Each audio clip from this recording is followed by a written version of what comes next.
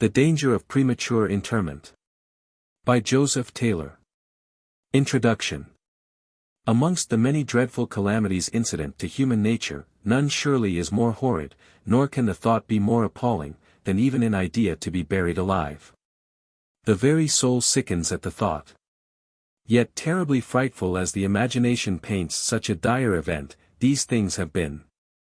Historical record clearly demonstrates the melancholy truth, and many a valuable member of society, has, I am fully persuaded, times past, been prematurely consigned to the grave before the vital spark has been extinct. To prevent, if possible, such deplorable events from ever again happening, is my principal motive in forming the present volume. The substance of a motto, I have somewhere seen, several years since, on a silver medal, whereon is prettily displayed the figure of a boy blowing with his mouth at a piece of lighted charcoal nearly extinguished. In hopes of again reinvigorating the flame, has ever since been indelibly impressed on my mind. Who knows, says the motto, but one spark may yet remain alive. And I would recommend a similar impression to be deeply fixed on the minds of every person, as a standing criterion in all doubtful cases between life and death. It is a duty incumbent on ourselves, our friends and relatives, and the community at large, to be thus particular in such a momentous affair. Who amongst us, give me leave to ask, that has the least pretensions to common humanity, would hesitate for a single moment to perform so generous, though painful a duty, as that of carefully attending to the sad expiring moments of a departing friend? The duty must be reciprocal to every benevolent being, as sooner or later, the dreadful trial must be our own. From a sad mistaken humanity, surrounding friends are sometimes apt to persuade the nearest relatives that nothing more can be done for the dying person, and therefore prevent them from performing those kind offices of closing the eyes, and other marks of attention, which can only be expected from those who are deeply interested. Surely such a bounden duty as this, ought not to be left, as is too often the case, to some wretched mercenary nurse, or greedy hireling. Forbid it, humanity. I would recommend it to all surviving relatives, and others, who are interested, and have been attending with the kindest assiduity on the sick, not to desert their post, the moment the nurse has reported the death of her patient. But in this trying hour, if grief has not too much overpowered them, to exert every necessary recollection, to calm their feelings as much as human nature will permit, and if possible, not be persuaded to quit the room too hastily, unless contagion is apprehended, nor suffer the poor departed friend to be stripped and pulled about, until indubitable signs clearly demonstrate life is no more. Many of the stories in this volume, well attested by regular bred professional gentlemen, of the highest respectability, expatiates largely on this humane and interesting subject, and I would fain flatter myself, such necessary advice as they impart on so very important a subject, will cause in future in every family, a more than usual care and examination of their friends in the hour of death, and prior to interment. Were we but to bear in our minds the following animated lines from a celebrated poet, our attention to dying friends would be unremitting. Spirits fly swift, our friends, perhaps is gone 1,000 leagues beyond the sun, or twice 10,000 more twice told, ere the forsaken clay is cold. And yet, who knows, the friends we loved, they may not be so far removed. Only the veil of flesh between may oft glide by us, though unseen, while we, their loss lamenting, say, they're out of hearing, far away. Guardians to us, perhaps they're near, concealed in vehicles of air. The danger which has arisen from burying in churches, and confined churchyards, is so clearly proved by several remarkable instances in the present volume, that I shall say little more on the subject, but refer my readers to those important truths for information. Where it is absolutely necessary, a great number of dead bodies must be deposited in one small piece of ground, I would recommend a plan to be observed, something similar to the following, which I am of opinion would prevent great confusion and danger, when a new grave is about to be opened. Let burying grounds in future, be divided into regular sections, of sufficient length and breadth, to admit of the largest human body, male or female. Over each of these divisions, regularly and distinctly mark in numerals from 1 to 100, more or less, according to the size of the ground. Then let the parish clerk, sexton, or some other proper person, keep an alphabetical ruled form, whereon must be regularly entered the day of the month, and year the person died in, Christian and surname of the deceased, parish where they resided.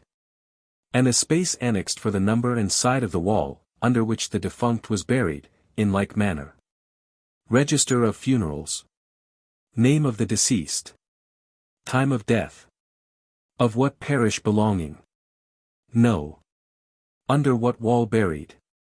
Addison, Richard. 1816, January 1st.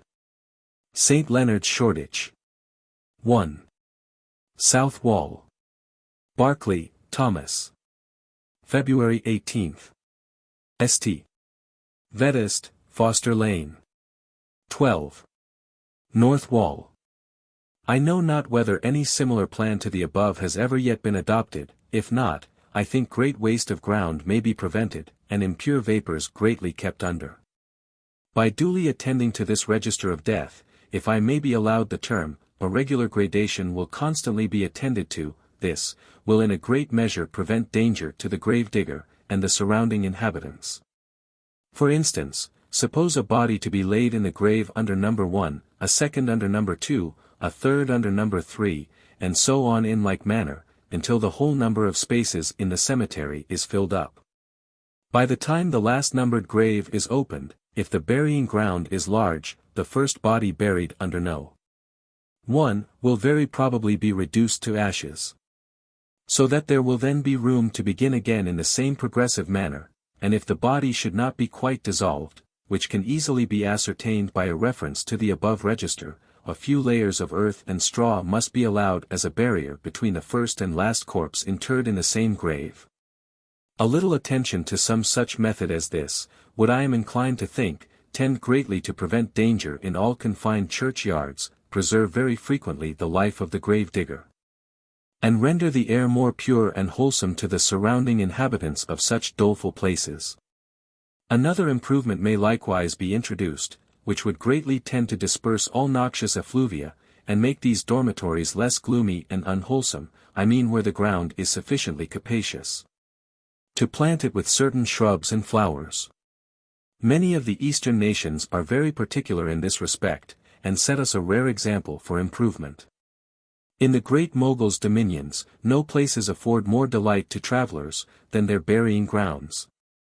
Their tombs are either built round, square, or with 6 or 8 corners, and covered over archwise, and the remaining part of the ground is planted with fruit trees, and flowers, just as if they were laying out and planting an Elysium.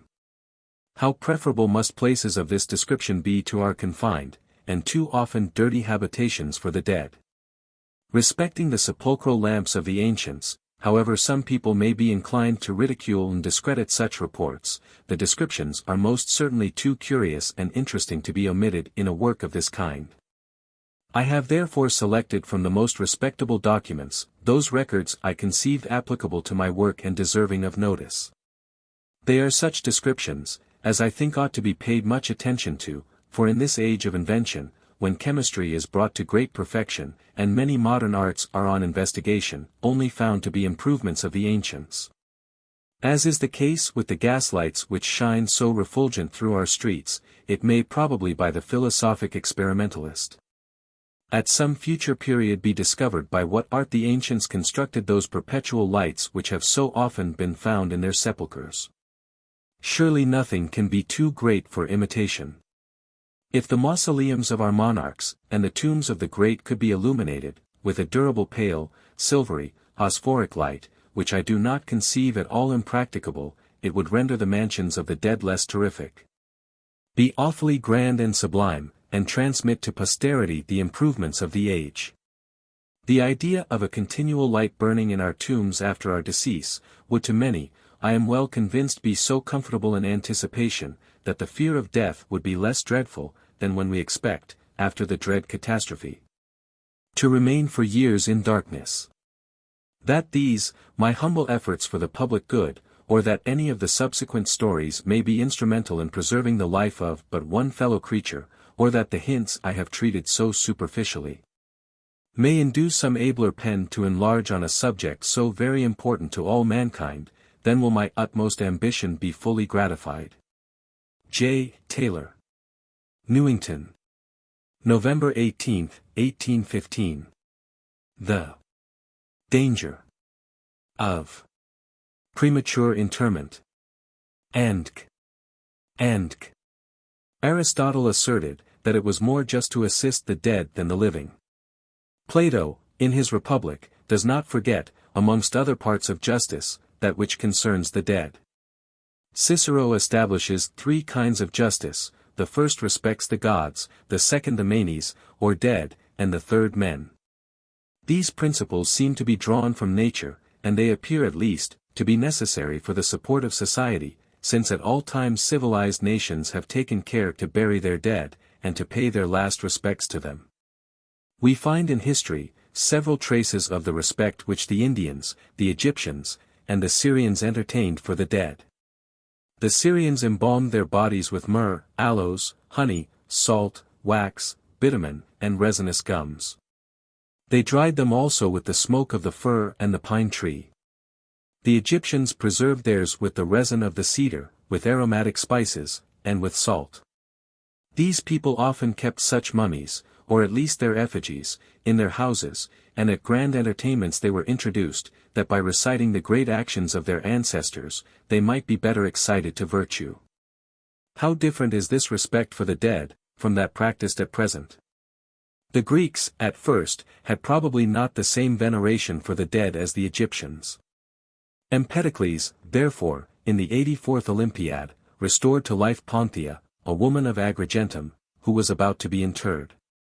But this people, in proportion as they grew civilized, becoming more enlightened, perceived the necessity of establishing laws for the protection of the dead. At Athens, the law required that no person should be interred before the 3rd day. And in the greater part of the cities of Greece, a funeral did not take place till the 6th or 7th. When a man appeared to have breathed his last, his body was generally washed by his nearest relations with warm water mixed with wine. They afterwards anointed it with oil, and covered it with a dress, commonly made of fine linen, according to the custom of the Egyptians. This dress was white at Messina, Athens, and in the greater part of the cities of Greece, where the dead body was crowned with flowers. At Sparta it was of a purple color, and the body was surrounded with olive leaves. The body was afterwards laid upon a couch in the entry of the house, where it remained till the time of the funeral. At the magnificent obsequies which Alexander honored Ephestion, the body was not burned till the 10th day. The Romans in the infancy of their empire, paid as little attention to their dead as the Greeks had done. Acilius Aviola having fallen into a lethargic fit, was supposed to be dead, he was therefore carried to the funeral pile. The fire was lighted up, and though he cried out that he was still alive, he perished for want of speedy assistance. The praetor Lamii met with the same fate. Tubero, who had been praetor, was also saved from the funeral pile. Asclepiades, a physician, who lived in the time of Pompey the Great, about 120 years before the Christian era, returning from his country house, observed near the walls of Rome a grand convoy and a crowd of people, who were in mourning assisting at a funeral, and shewing every exterior sign of the deepest grief. Having asked what was the occasion of this concourse, no one made any reply. He therefore approached the pretended dead body, and imagining that he perceived signs of life in it, he ordered the bystanders to take away the flambeaux, to extinguish the fire, and to pull down the funeral pile. A kind of murmur on this arose throughout the whole company. Some said that they ought to believe the physician, while others turned both him and his profession into ridicule. The relations however yielded at length to the remonstrances of Asclepiades. They consented to defer the obsequies for a little, and the consequence was the restoration of the pretended dead person to life. It appears that these examples, and several others of the like nature, induced the Romans to delay funerals longer, and to enact laws to prevent precipitate interments. At Rome, after allowing a sufficient time for mourning, the nearest relation generally closed the eyes of the deceased, and the body was bathed with warm water, either to render it fitter for being anointed with oil, or to reanimate the principle of life, which might remain suspended, without manifesting itself. Proofs were afterwards made, to discover whether the person was really dead, which were often repeated during the time that the body remained exposed, for there were persons appointed to visit the dead, and to prove their situation. On the second day, after the body had been washed a second time, it was anointed with oil and balm. Luxury increased to such a pitch in the choice of foreign perfumes for this purpose, that under the consulship of Licinius Crassus, and Julius Caesar, the Senate forbade any perfumes to be used, except such as were the production of Italy. On the third day the body was clothed according to its dignity and condition. The robe called the praetexta was put upon magistrates, and a purple robe upon consuls. For conquerors who had merited triumphal honors, this robe was of gold tissue. For other Romans it was white, and black for the lower classes of the people. These dresses were often prepared at a distance, by the mothers and wives of persons still in life. On the fourth day the body was placed on a couch, and exposed in the vestibule of the house, with the visage turned towards the entrance, and the feet near the door. In this situation it remained till the end of the week. Near the couch were lighted wax tapers, a small box in which perfumes were burnt, and a vessel full of water, for purification, with which those who approached the body besprinkled themselves. An old man, belonging to those who furnished everything necessary for funerals, sat near the deceased, with some domestics clothed in black. On the eighth day the funeral rites were performed. But to prevent the body from corrupting before that time, salt, wax, the resinous gum of the cedar, myrrh, honey, balm, gypsum, lime, asphalts, or bitumen of Judea, and several other substances, were employed. The body was carried to the pile with the face uncovered, unless wounds, or the nature of the disease had rendered it loathsome and disgusting. In such a case, a mask was used made of a kind of plaister, which has given rise to the expression of funera lavasta, used in some of the ancient authors. This was the last method of concealment which Nero made use of, after having caused Germanicus to be poisoned, for the effect of the poison had become very sensible by livid spots and the blackness of the body. But a shower of rain happening to fall, it washed the plaister entirely away, and thus the horrid crime of fratricide was discovered. The Turks have, at all times, been accustomed to wash the bodies of their dead before interment, and as their ablutions are complete, and as no part of the body escapes the attention of those who assist at such melancholy ceremonies, they can easily perceive whether one be really dead or alive, by examining, among other methods of proof, whether the sphincter anus has lost its power of contraction. If this muscle remains still contracted, they warm the body, and endeavor to recall it to life. Otherwise, after having washed it with water and soap, they wipe it with linen cloths, wash it again with rose water, and aromatic substances, cover it with a rich dress, put upon its head a cap ornamented with flowers, and extend it upon a carpet placed in the vestibule, or hall, at the entrance of the house. The Jews, after having washed the body, and anointed it with aromatic substances of a more or less agreeable odor, according to the rank and riches of the deceased, bind it round afterwards with bandages of linen, and cover the head with a handkerchief. In the primitive church the dead were washed and then anointed. The body was wrapped up in linen, or clothed in a dress of more or less value, according to circumstances, and it was not interred till after being exposed, and kept some days in the house. The custom of clothing the dead is preserved in France only for princes and ecclesiastics. In other countries, more or less care is taken to prevent sudden interments. At Geneva, there are people appointed to inspect all dead bodies. Their duty consists in examining whether the person be really dead, and whether they died naturally, or by violence. In the north, as well as at Genoa, it is usual not to bury the dead till 3 days have expired. In Holland people carry their precautions much farther, and delay the funerals longer. In Spain, the dead are generally clothed in the dresses of the religious. And in Germany they are dressed in clothes more or less splendid, with their faces uncovered, and are generally laid in that apartment, which is nearest the door. In England, the poorest people keep their dead 4 or 5 days, and sometimes longer, and the nearest relations are invited to see them exposed. If they happen to be buried sooner, this precipitation excites suspicions among the neighbors, who never fail to address themselves to the magistrates, and to take the body from the grave, that they may examine whether it bears any traces of violence. It is not only in Europe that precautions are taken against precipitate burials.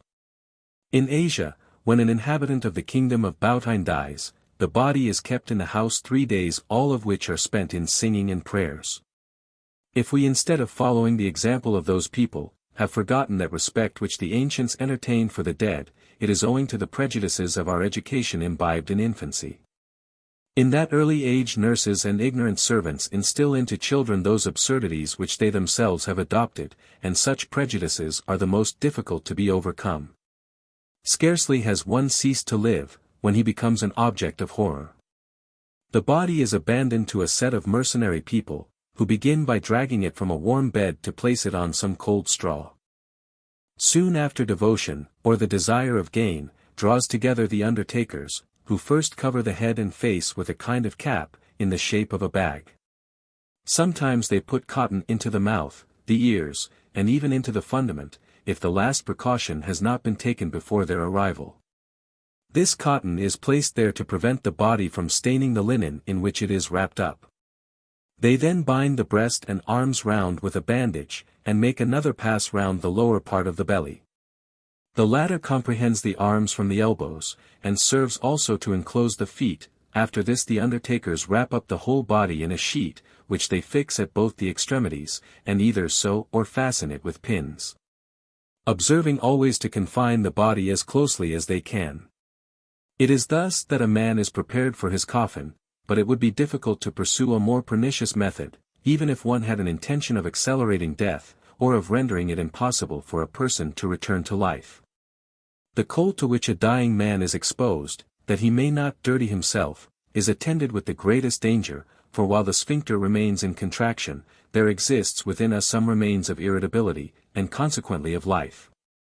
The discharge of the intestinal matter is the ultimum vitae. Thus whilst a child has not yet voided the macronium, the man midwife, notwithstanding the most dismal symptoms, still hopes to recall it to life. On the contrary, the appearance of this excrement is considered by him as a certain sign of death. The stopping of the anus is attended with no less inconvenience, as it prevents the action of the parts in which life still subsists. For the Abbé Spallanzani has proved that digestion continues for some time after a person's death. If these parts could afterwards recover force, and irritability enough to reanimate the other organs, the closing the anus would necessarily become an obstacle to their salutary action. The different situations given to a body, is sufficient when it has arrived at the last degree of weakness, to cause or to accelerate death. Of this, however, people are not sufficiently aware, when they take away the pillow from a dying person, which is after done, and place the body upon a straw mattress. Besides, during life, there exhales continually from the cavities of the head, from the breast, and from the belly, a vapor, which is always absorbed by the vessels. But if this vapor be condensed by the cold, it thickens into drops as may be seen by breathing upon a glass, and then an expansion takes place, which interrupts the action of the vessels, and opposes the return of life. Humanity protests against such a detestable mode of procedure. It tells us that we ought to allow sick people to expire in a good warm bed, and to remove all those causes which may shorten the period of their lives. People are buried sometimes 5 or 6 hours after their apparent death, yet how many examples have we seen of the principle of life existing a long time after the motion of the heart and arteries has ceased? We knew that the heart generally weakens by degrees, that its power ends by not being any longer in a condition to force the blood into the arteries, that this blood flows towards the large vessels and that the circulation ceases. But if the tonic motion still subsists, the circulation may be re-established, and it is above all in the exterior part of the body, that it may be put in play to act upon the blood. Being therefore excited by frictions upon the skin, and by insufflation into the intestines, according to the practice of the Acadians, it has often brought to life people taken from the water, who to all appearance were dead. But when the body is buried, the exterior parts are cold, and in a state of compression. Besides, it is not sufficient that this tonic motion should be excited, one must also remove those obstacles which prevent it from spreading, and giving play to the organs of the pulse, and of respiration. But the pressure made upon the breast and upon the belly, while the mouth is shut, and sometimes stuffed with cotton, becomes an object almost insurmountable. The pressure upon the belly is attended with this great disadvantage, that it opposes the sinking of the diaphragm, thus preventing respiration, and besides compressing the intestines, which are generally the last part in which the vital principle subsists. It results then from this precipitate custom, either that the remains of life are sometimes extinguished, or that they are oppressed for a time, so that no one never revives, but amidst the horrors of the grave. The difference between the end of a weak life, and the commencement of death, is so small, and the uncertainty of the signs of the latter is so well established, both by ancient and modern authors, who have turned their attention to that important object, that we can scarcely suppose undertakers capable of distinguishing an apparent from a real death. Animals which sleep during winter, shew no signs of life, in this case, circulation is only suspended. But were it annihilated, the vital spark does not so easily lose its action, as the other fluids of the body, and the principle of life, which long survives the appearance of death, may reanimate a body in which the action of all the organs seem to be at an end. But how difficult is it to determine, whether this principle may not be revived? It has been found impossible to recall to life some animals suffocated by mephitic vapors, though they appeared less affected than others who have revived. Coldness, heaviness of the body, a leaden livid color, with a yellowness in the visage, are all very uncertain signs. Mr. Zimmermann observed them all upon the body of a criminal, who fainted through the dread of that punishment which he had merited. He was shaken, dragged about, and turned in the same manner as dead bodies without the least signs of resistance, and yet at the end of 24 hours, he was recalled to life by means of volatile alkali. It is certain that life, when to all appearance lost, may often, by due care, be restored. Accidents frequently prove fatal, merely because proper means are not used to counteract their effects. No person ought to be looked upon as killed by any accident, unless where the structure of the heart, brain, or some organ necessary to life, is evidently destroyed. The action of these organs may be so far impaired, as even to be for some time imperceptible, when life is by no means gone. In this case, however, if the fluids be suffered to grow cold, it will be impossible to put them again in motion, even though the solids should recover their power of acting. Thus, when the motion of the lungs has been stopped by unwholesome vapor, the action of the heart by a stroke on the breast, or the functions of the brain by a blow on the head, if the person be suffered to grow cold, he will in all probability continue so. But, if the body be kept warm, as soon as the injured part has recovered its power of acting, the fluids will again begin to move, and all the vital functions will be restored. It is a horrid custom, immediately to consign over to death every person who has the misfortune, by a fall, a blow, or the like, to be deprived of the appearance of life. The unhappy person, instead of being carried into a warm house, and laid by the fire, or put to a warm bed, is generally hurried away to church, or a barn, or some other cold damp house, where, after a fruitless attempt has been made to bleed him, perhaps by one who knew nothing of the matter, he is given over for dead, and no further notice taken of him. This conduct seems to be the result of ignorance, supported by an ancient superstitious notion, which forbids the body of any person killed by accident to be laid in an house that is inhabited. What the ground of this superstition may be, we shall not pretend to inquire, but surely the conduct founded upon it, is contrary to all the principles of reason, humanity, and common sense. When a person seems to be suddenly deprived of life, our first business is to inquire into the cause. We ought carefully to observe whether any substance be lodged in the windpipe or gullet. And, if that is the case, attempts must be made to remove it. When unwholesome air is the cause, the patient ought immediately to be removed out of it. If the circulation be suddenly stopped, from any cause whatever, except mere weakness, the patient should be bled. If the blood does not flow, he may be immersed in warm water, or rubbed with warm cloths, and to promote the circulation. When the cause cannot be suddenly removed, our great aim should be to keep up the vital warmth by rubbing the patient with hot cloths, or salt, and covering his body with warm sand, ashes, or the like. Remarkable instances of people who have been nearly buried alive, but recovered by resuscitative application. A director of the coach office at Dijon, named Colinet, was supposed to be dead, and the news of this event was spread throughout the whole city. One of his friends, who was desirous of seeing him at the moment when he was about to be buried, having looked at him for a considerable time, thought he perceived some remains of sensibility in the muscles of the face. He therefore made an attempt to bring him to life by spirituous liquors, in which he succeeded, and this director enjoyed afterwards, for a long time, that life which he owed to his friend. This remarkable circumstance was much like those of Empedocles and Asclepiades. These instances would perhaps be more frequent, were men of skill and abilities called in cases of sudden death, in which people of ordinary knowledge are often deceived by false appearances. A man may fall into a syncope, and may remain in that condition 3, or even 8 days. People in this situation have been known to come to life when deposited among the dead. 2.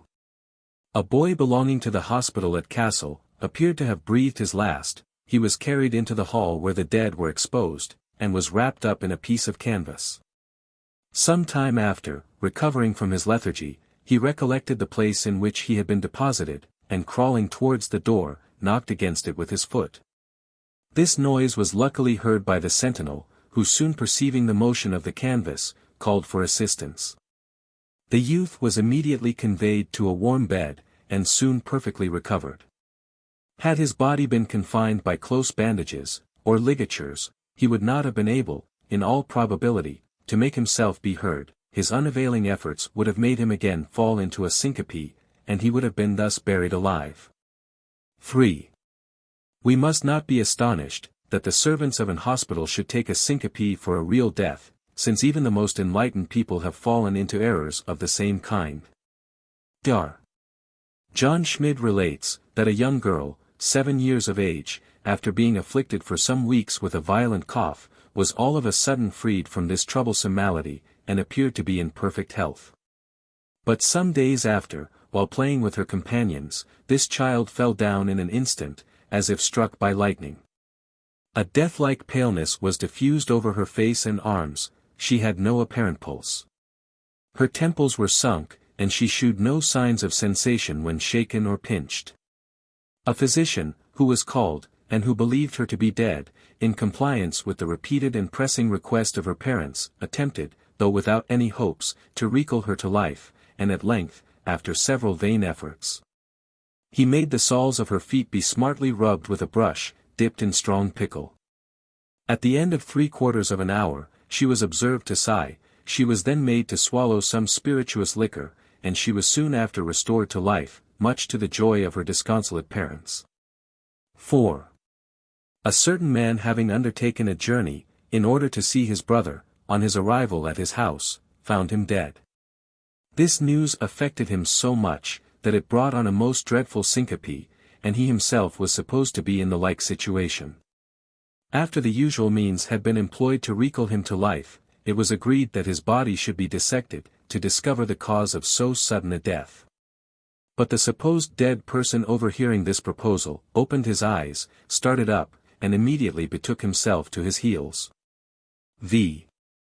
Cardinal Espinola, Prime Minister to Philip II, was not so fortunate, for we read in the memoirs of Amelot de la Houssaye, that he put his hand to the knife with which he was opened, in order to be embalmed.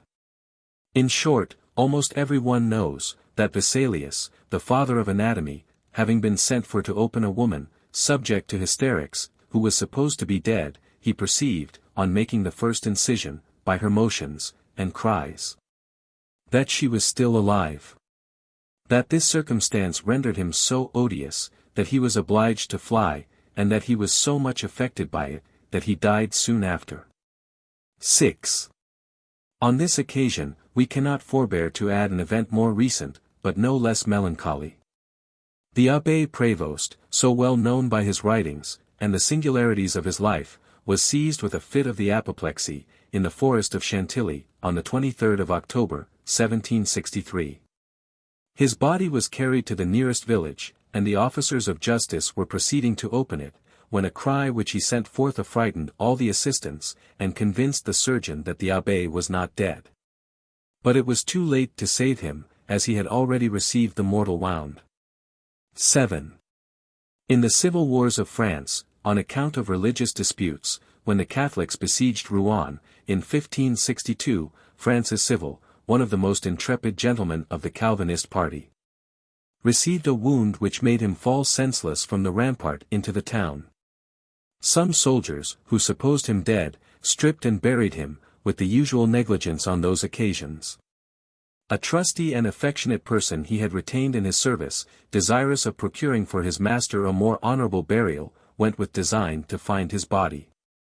His search being fruitless amongst several dead bodies which were quite disfigured, he covered them again with earth, but so as that the hand of one of them remained uncovered. As he was returning, he looked behind him, and perceived that hand above the ground, and the apprehension he was under, that such an object might excite the dogs to unearth the dead body for devouring it, induced him to come back in order to cover it. The moment he was going to exercise this pious office, a gleam of light from the moon, just coming from under a cloud, made him perceive a diamond ring Civil wore on his finger. Without loss of time he takes up his master, who had still breath in him, and carries him to the hospital for the wounded, but the surgeon, who had been quite fatigued with labor, and who considered him as on the point of death, would take no trouble about dressing his wounds. The servant then found himself obliged to convey him to his own inn, where he languished 4 days without any help. At the end of this time 2 physicians were found who had the humanity to visit him. They cleansed his wounds, and by their care and attention put him in a way to live, and at length, to the astonishment of every one, he finally recovered. But the misfortunes of this hero had not yet ended. The town having been taken by assault, the conquerors were so barbarous as to throw him out of a window. He fortunately fell on a heap of dung, where, abandoned by every one, he passed 3 days, until his relation de Croisset had him carried off privately in the night and sent to a house up the country, where his wounds were dressed as opportunity offered.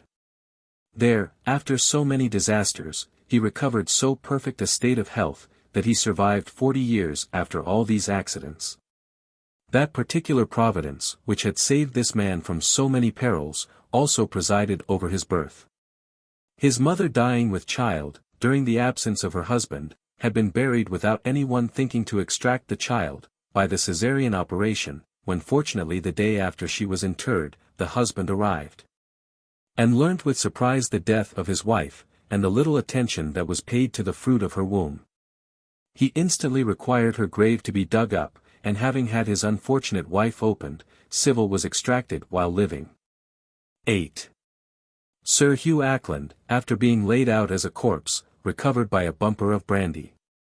The late Sir Hugh Acland, of Devonshire, apparently died of a fever, and was laid out as dead. The nurse, with 2 of the footmen, sat up with the corpse. Lady Acland sent them a bottle of brandy to drink in the night. One of the servants, being an arch rogue, told the other that his master dearly loved brandy when he was alive, and, says he, I am resolved he shall drink 1 glass with us now he is dead. The fellow accordingly poured out a bumper of brandy, and forced it down his throat. A guggling immediately ensued, and a violent motion of the neck, and upper part of the breast.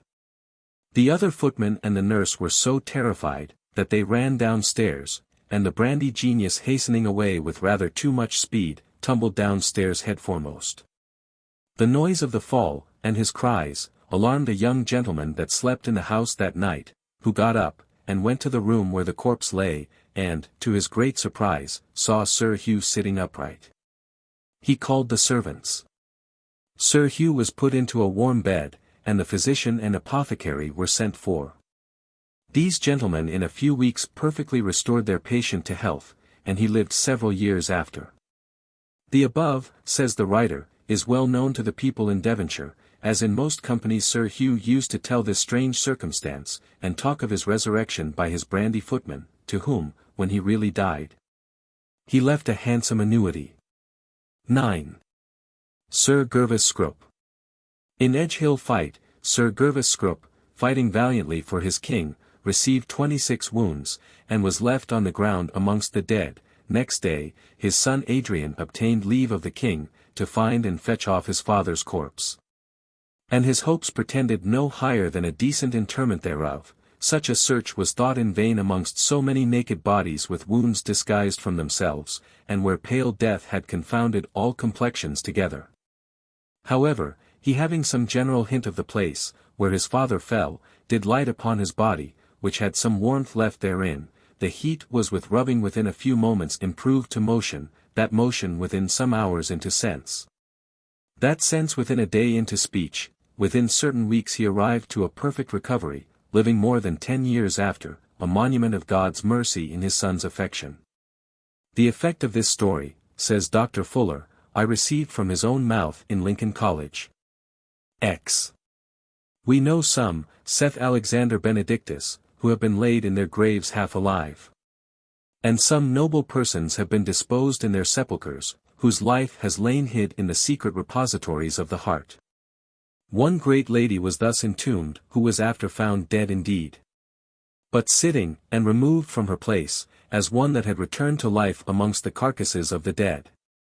She had pulled off the hair from her head, and had torn her breast with her nails, signs too apparent of what had passed.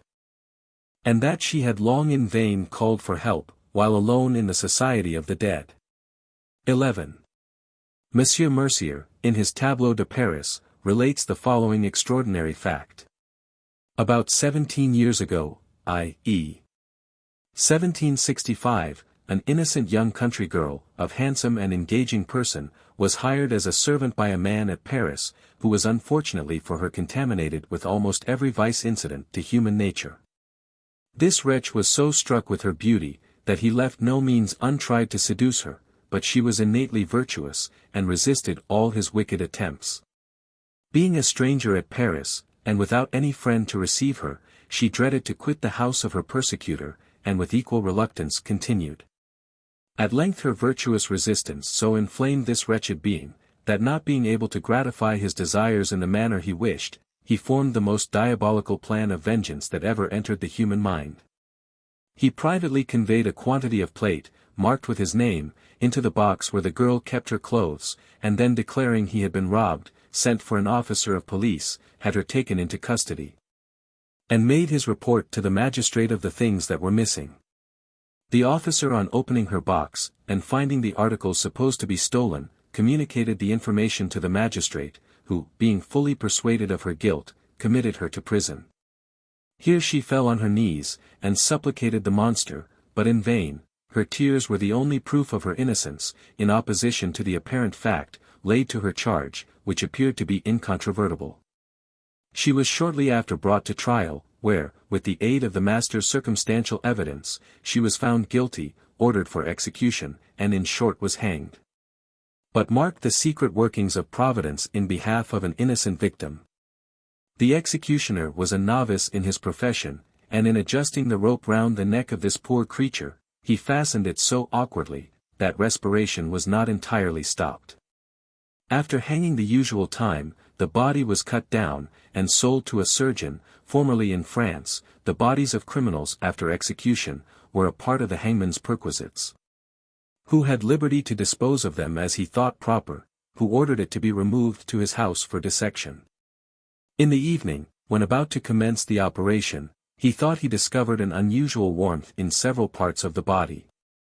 On holding a glass close to her mouth, he perceived a dullness and humidity on its surface, which led him to conclude that the action of the lungs had not entirely ceased. The almost fatal knife immediately fell from his hand, and with great humanity he had the body put in a warm bed, where, after applying the usual remedies in cases of suspended animation, he had the satisfaction to find his efforts effectual in restoring to life this unfortunate innocent. The surgeon then sent for a priest, to whom he was known, and in whose prudence and secrecy he could confide, and after telling him the particulars of this strange affair, requested him to be witness of his conduct, and to further aid him with his advice.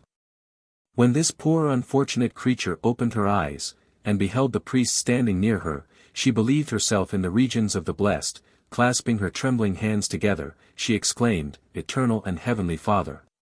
You know my innocence. Have mercy on me." Nothing could be more moving and expressive than the supplications of this much injured girl, who being roused from a death-like state, fancied herself in the presence of the Supreme Judge, and, in fact, could hardly be prevailed upon to desist from her invocations to the priest as to the Almighty, and so strongly was the idea of her late dreadful sufferings impressed upon her, that it was with much difficulty she could be persuaded she was again an inhabitant of the earth. Note: celibacy in men was very common in France before the Revolution, and it was there no disparagement to a girl's character to have lived in the house of a bachelor as servant. 12. Remarkable resuscitation in Sweden. On the 23rd of March, 1756, a peasant, about 60 years of age, of the province of XXIII, in Sweden, having been made very drunk with brandy, was, in his way home, thrown down by the violence of the wind, and as he was too far gone in liquor to recover his legs again, he soon fell asleep where he lay. Not being discovered till the next morning, he was found then frozen stiff, and taken up for dead. He was put into a shell in order for interment, when fortunately Mr. Nodder, a physician of the province of Gothland, being on a journey, arrived on the spot where the accident happened. He examined the body, the face, and all the extremities, were cold as ice, and the cheeks of an extraordinary red color. The joints were immovable, the eyes were fixed. Not the least motion of the heart or pulse, or the smallest signs of respiration were left. And the feet were so completely frozen, that the toes were all become black, except the great toe on the right foot. After some time contemplating on these unfavorable circumstances, Mr. Nodder imagined he could perceive some warmth at the pit of the stomach, which encouraged him to hope the poor object might be recovered. But there being no apothecary, or medicines of any kind to be had in the place, he was induced to try the following methods. He begun, by ordering the arms, legs, and loins of the patient to be rubbed with coarse woolen cloths. He put on the stomach and belly warm cloths of the same kind, which were frequently changed, increasing their warmth by degrees. At the same time, the patient was laid on a mattress on the floor. No care being as yet taken about his feet, which the physician supposed it was impossible to save. On reflecting afterwards, however, on the custom of putting frozen meat into cold water, in order to thaw it, without prejudice, he had a mind to try the same expedient. But, as the joints were as yet inflexible, he could not find means to immerse the feet in water, so was obliged to content himself with ordering wet linen cloths, frequently changed, to be wrapped round them. By these means, the region of the heart began to recover warmth, but not till after 4 hours' constant rubbing, there was the least appearance of respiration. This was about 2 o'clock in the afternoon. No pulse, however, was to be perceived till near half an hour after 3, when the muscles began to lose their rigidity, the cheeks relaxed, and before 5, a silver spoon might be got between his teeth. At this time they strove to make him swallow some hot wine, which with much difficulty was effected, after which, his face was covered with sweat, and his cheeks began to return to their natural color. Soon afterwards he began to move his eyebrows, and at 6 o'clock his arms and hands. He was now placed in his bed, before a good fire, his arms and legs being well covered with warm blankets. He took also 2 more spoonfuls of hot wine. And, about 8 o'clock, began first to talk, but in a manner very confused and unintelligible, being delirious, and fancying himself still in the forest. By degrees the cold had almost left his feet, and the blackness of the toes in a great measure disappeared, although the free motion of the joints was not as yet restored.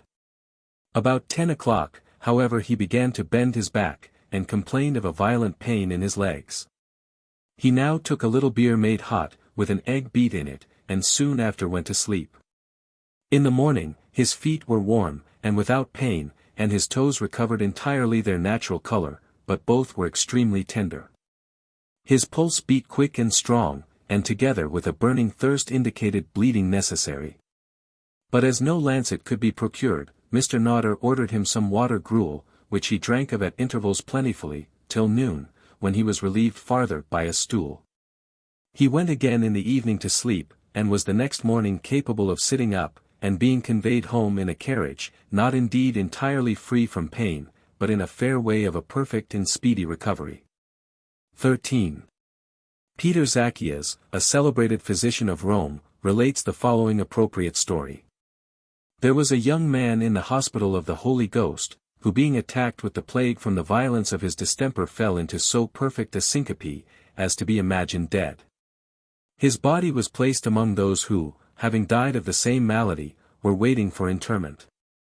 Whilst these carcasses were transporting across the Tiber in a bark destined for the purpose, the young man exhibited some signs of life, upon which he was immediately carried back to the hospital, where he recovered.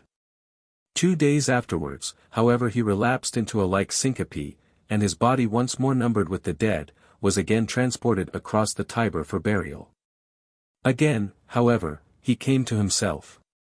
New cares were bestowed upon him, and the assistance of suitable remedies, not only completely restored him to life, but even cured him so completely, that he lived for many years afterwards. 14. A young lady, buried alive in Russia. Hasty interment is still a prevalent custom in Russia, and even premature burials are said to be not quite unknown. A short time ago the following horrid circumstance happened at St. Petersburg. A young nobleman, who had squandered away his fortune, found his sister, to whom he applied for assistance, not the least inclined, to sacrifice her patrimony to his taste for dissipation. As he considered himself her heir, the wicked thought arose in his breast, to make himself master of her fortune. With this view, he found means to give the unfortunate lady a sleeping draught. She was now considered as dead, and with every appearance of the deepest sorrow, her interment was resolved upon. The corpse was already placed before the altar, when one of her friends happening to pass through the place, was informed of her sudden death. She hurried to the church, where the priest was already pronouncing the blessing over the corpse. And in order to impress the last farewell kiss on the lips of her late dearly beloved friend, she hastened to the coffin. She seized her hand, and found it rather flaccid, but not stiff. She touched her cheek, and imagined she felt some natural warmth in it. She insisted on stopping the ceremony, and trying whether her friend might not be recalled to life. But all was in vain. Neither the brother nor the priest would listen to her solicitations. On the contrary, they ridiculed her as a person out of her mind. Unfortunately, she nowhere found assistance. She immediately, in her anxiety, threw herself into her carriage, and hastened to the neighboring seat of government. Here she found a hearing. Proper persons accompanied her to investigate the affair, and she drove back with speed, but found her friend already covered with sacred earth. The interment had taken place the day before, and the inhuman brother had already obtained possession of her property, while priests and witnesses attested that the unfortunate person was actually dead. Among the Russians, it is reckoned to be a heinous sin to dig up a corpse, and thus the desire of the generous friend, for a long time experienced the most violent opposition, to convince herself of the truth by ocular demonstration. Till at last the Commission of Inquiry conceived some suspicion, and insisted on opening the grave, when the poor unfortunate lady was discovered to have been buried alive, as her face was much lacerated. And the impression of her nails in the coffin lid. The brother and the priest were immediately taken into custody, confessed their crime, and underwent the punishment they so justly deserved. 15. Remarkable trance experienced by the Honourable Mrs. Godfrey, sister to the great Duke of Marlborough. This lady had been a long time ill in consequence of the recent death of her brother the Duke, but one Sunday fancying herself better than she had been for some time, and able to go to chapel. As she was dressing for that purpose, she suddenly fell down to all appearance dead. The screams of her woman, and a female friend, brought Colonel Godfrey into the room. Who, having probably seen instances of persons remaining in a state of insensibility for a considerable time, and afterwards recovering, directed that his lady should be immediately put to bed. And that 2 persons should constantly continue with her, till indubitable symptoms appeared of her decease. The consequences proved with how much judgment the colonel had acted. Notwithstanding the opinion of the physicians, who all declared that the breath of life was irrecoverably departed. And in opposition to the solicitations of his friends to have the body interred, he continued resolute in his determination to the contrary till the Sunday following. When, exactly at the same hour on which the change had happened, signs appeared of returning sensibility. So punctual was nature in her operations upon this singular occasion, that Mrs. Godfrey awoke from her trance just as the chapel bell was once more ringing. Which so perfectly eradicated from her memory every trace of her insensibility, that she blamed her attendants for not awaking her in time to go to church, as she had proposed to do. Colonel Godfrey, whose tenderness to his lady was unremitted, taking advantage of this incident, prudently gave orders, that she should by no means be made acquainted with what had happened, lest it should make a melancholy impression on her mind. And it is supposed, that to the day of her death, she remained ignorant of the transaction. 16. Remarkable particulars of the death of Dr. Walker, of Dublin, from the life of Mrs. Bellamy. Upon our arrival at Dublin, says this lady, my mother and myself were very kindly received by an old acquaintance of hers, the lady of the well-known Dr. Walker. This gentleman at that time, was esteemed so eminent in his profession, that he was accumulating by his practice a capital fortune, notwithstanding he lived in a very genteel style. The doctor was then writing a treatise against the Irish custom of burying the dead within a few hours after their decease. He endeavored therein to dissuade the Hibernians from pursuing so hazardous a mode, as by interring bodies before any symptoms of putrefaction appeared, it did not unfrequently happen, that those who might have recovered their vital powers were prevented from doing so. When my mother heard on what subject the doctor was writing, she related to him the story of Mrs. Godfrey, i.e. the preceding one in this book, and as soon as she had concluded it, to shew the doctor, how consonant her opinion on this point, was to his own, she promised him that if she was in the same kingdom with him when the King of Terrors made his approach, she would carefully attend to the state of his corpse, and take care that it should not be entombed whilst there was the least probability of its restoration to life. In a subsequent letter, she resumes the subject, and concludes it with the following melancholy narrative. In the afternoon I sent my servant, to inquire after our good friend Dr. Walker, who was ill of a fever. About 7 she returned with a countenance expressive of horror, and informed us that the poor doctor had died during the last night, and that they were already going to bury him. And added, that as they were about to shroud the body, the orifices which had been made in his arms, on bleeding him before his decease, had bled afresh. As it was now so late in the evening, and the house we had lately removed to, being full 2 miles from the doctor's residence, my mother confined with the rheumatism, and myself much indisposed, rendered it impossible for either of us to reach the place of his abode, time enough to prevent his premature interment. Which, but for these reasons, we certainly should have done. We likewise found that Mrs. Walker had been prevailed on by the earnest entreaties of her sister, to leave the house and retire with her to Dunleary. My mother, therefore, ordered the servant to take a coach, and, if the corpse was interred, to have it taken up at all events, cost what it would. You can give the common people of Ireland no greater treat than a wake. Our maid consequently had many companions before she reached the house, especially as she made no secret of her errand. When they arrived, they learned that the body had been interred immediately after her departure, lest the disorder he died of, which was thought to be epidemic, should prove contagious. They were further informed, that as Mrs. Walker was of the sect of Anabaptists, it had been deposited, by her order, in their burying ground, which was situated at the extremity of the city. The people who accompanied our servant, having come out with an intention of spending the night in their favourite amusement, now resolved to seek the sexton, and carry my mother's commands into execution, but as it was late, and they could not find his house, they clambered over the gate, and thus entered the receptacle for the dead. And whilst they sat round the grave, my servant heard, or thought she heard, a groan, which made them expect, with great impatience, the return of daylight. As soon as Aurora made her appearance, some labourers, who had just come to their work, acquainted them where the sexton lived, and he was prevailed on, though not without some difficulty, to comply with their request. Accordingly, the canonized bones of the doctor, which had a few hours before been hearsed in death, revisited the glimpse of morn. Upon opening the coffin, I shudder whilst I relate the horrid scene. They found the body now totally deprived of life, but observed, that the late inhabitant of it had endeavoured to burst his cerements, and leave the dreadful mansion in which he was confined. He had actually turned upon his side, and, as my servant had reported, his arms bled afresh. The coffin was carried to the house of the sexton, where multitudes, excited by curiosity, flocked from all parts, to see this memorable instance of fruitless precaution. The family, however, hearing of the circumstances, the body was ordered to be reinterred, and the affair was hushed up.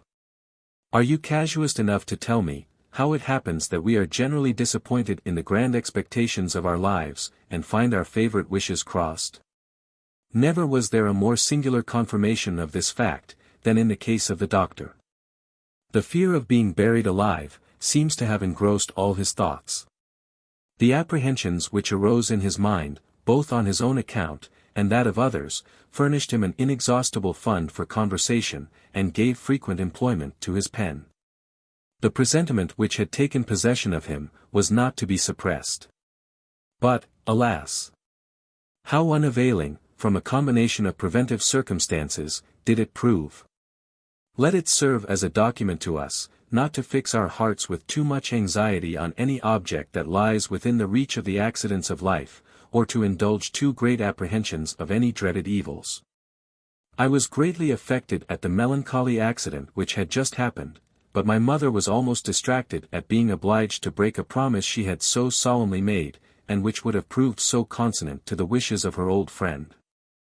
I have often wondered that humanity, exclusive of affection, does not prevent those, who have a regard for persons during their lives, from leaving them in their last moments, through a false tenderness, to the care of nurses and servants, who are usually insensible to every claim but those of their own ease or interest.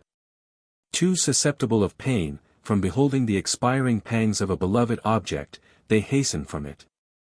Whereas, that ought to be the strongest motive for their stay, as these would stimulate them to unremitted assiduity in administering every needful assistance whilst life remains, and to a due attention to the body till its interment.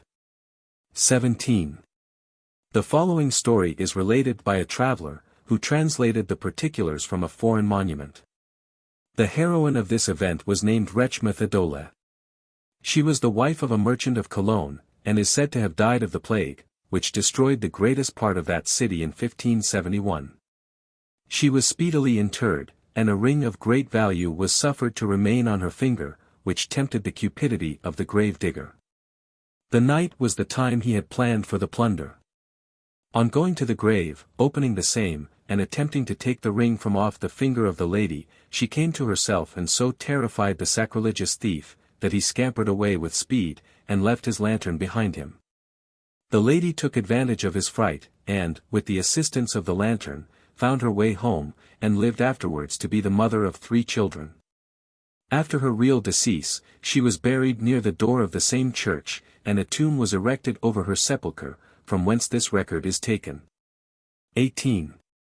The following account of reanimation is extracted from the first volume of the Causes Célèbres, and was the subject of a serious law-suit in Paris. 2 men in trade, who lived in the street, St. Honoré, in Paris, nearly equal in circumstances, both following the same profession, and united in the closest friendship, had each of them a child, much about the same age. These children were brought up together, and conceived a mutual attachment, which ripening with years into a stronger and more lively sentiment, was approved by the parents on both sides. This young couple was upon the point of being made happy, by a more solid union, when a rich financier, conceiving a passion for the young maiden, unfortunately crossed their inclinations, by demanding her in marriage. The allurements of a more brilliant fortune, seduced her father and mother, notwithstanding their daughter's repugnance to consent to the change. To their entreaties, however, she was obliged to yield, and sacrificed her affections, by becoming the wife of the financier. Like a woman of virtue, she forbade her earlier lover the house.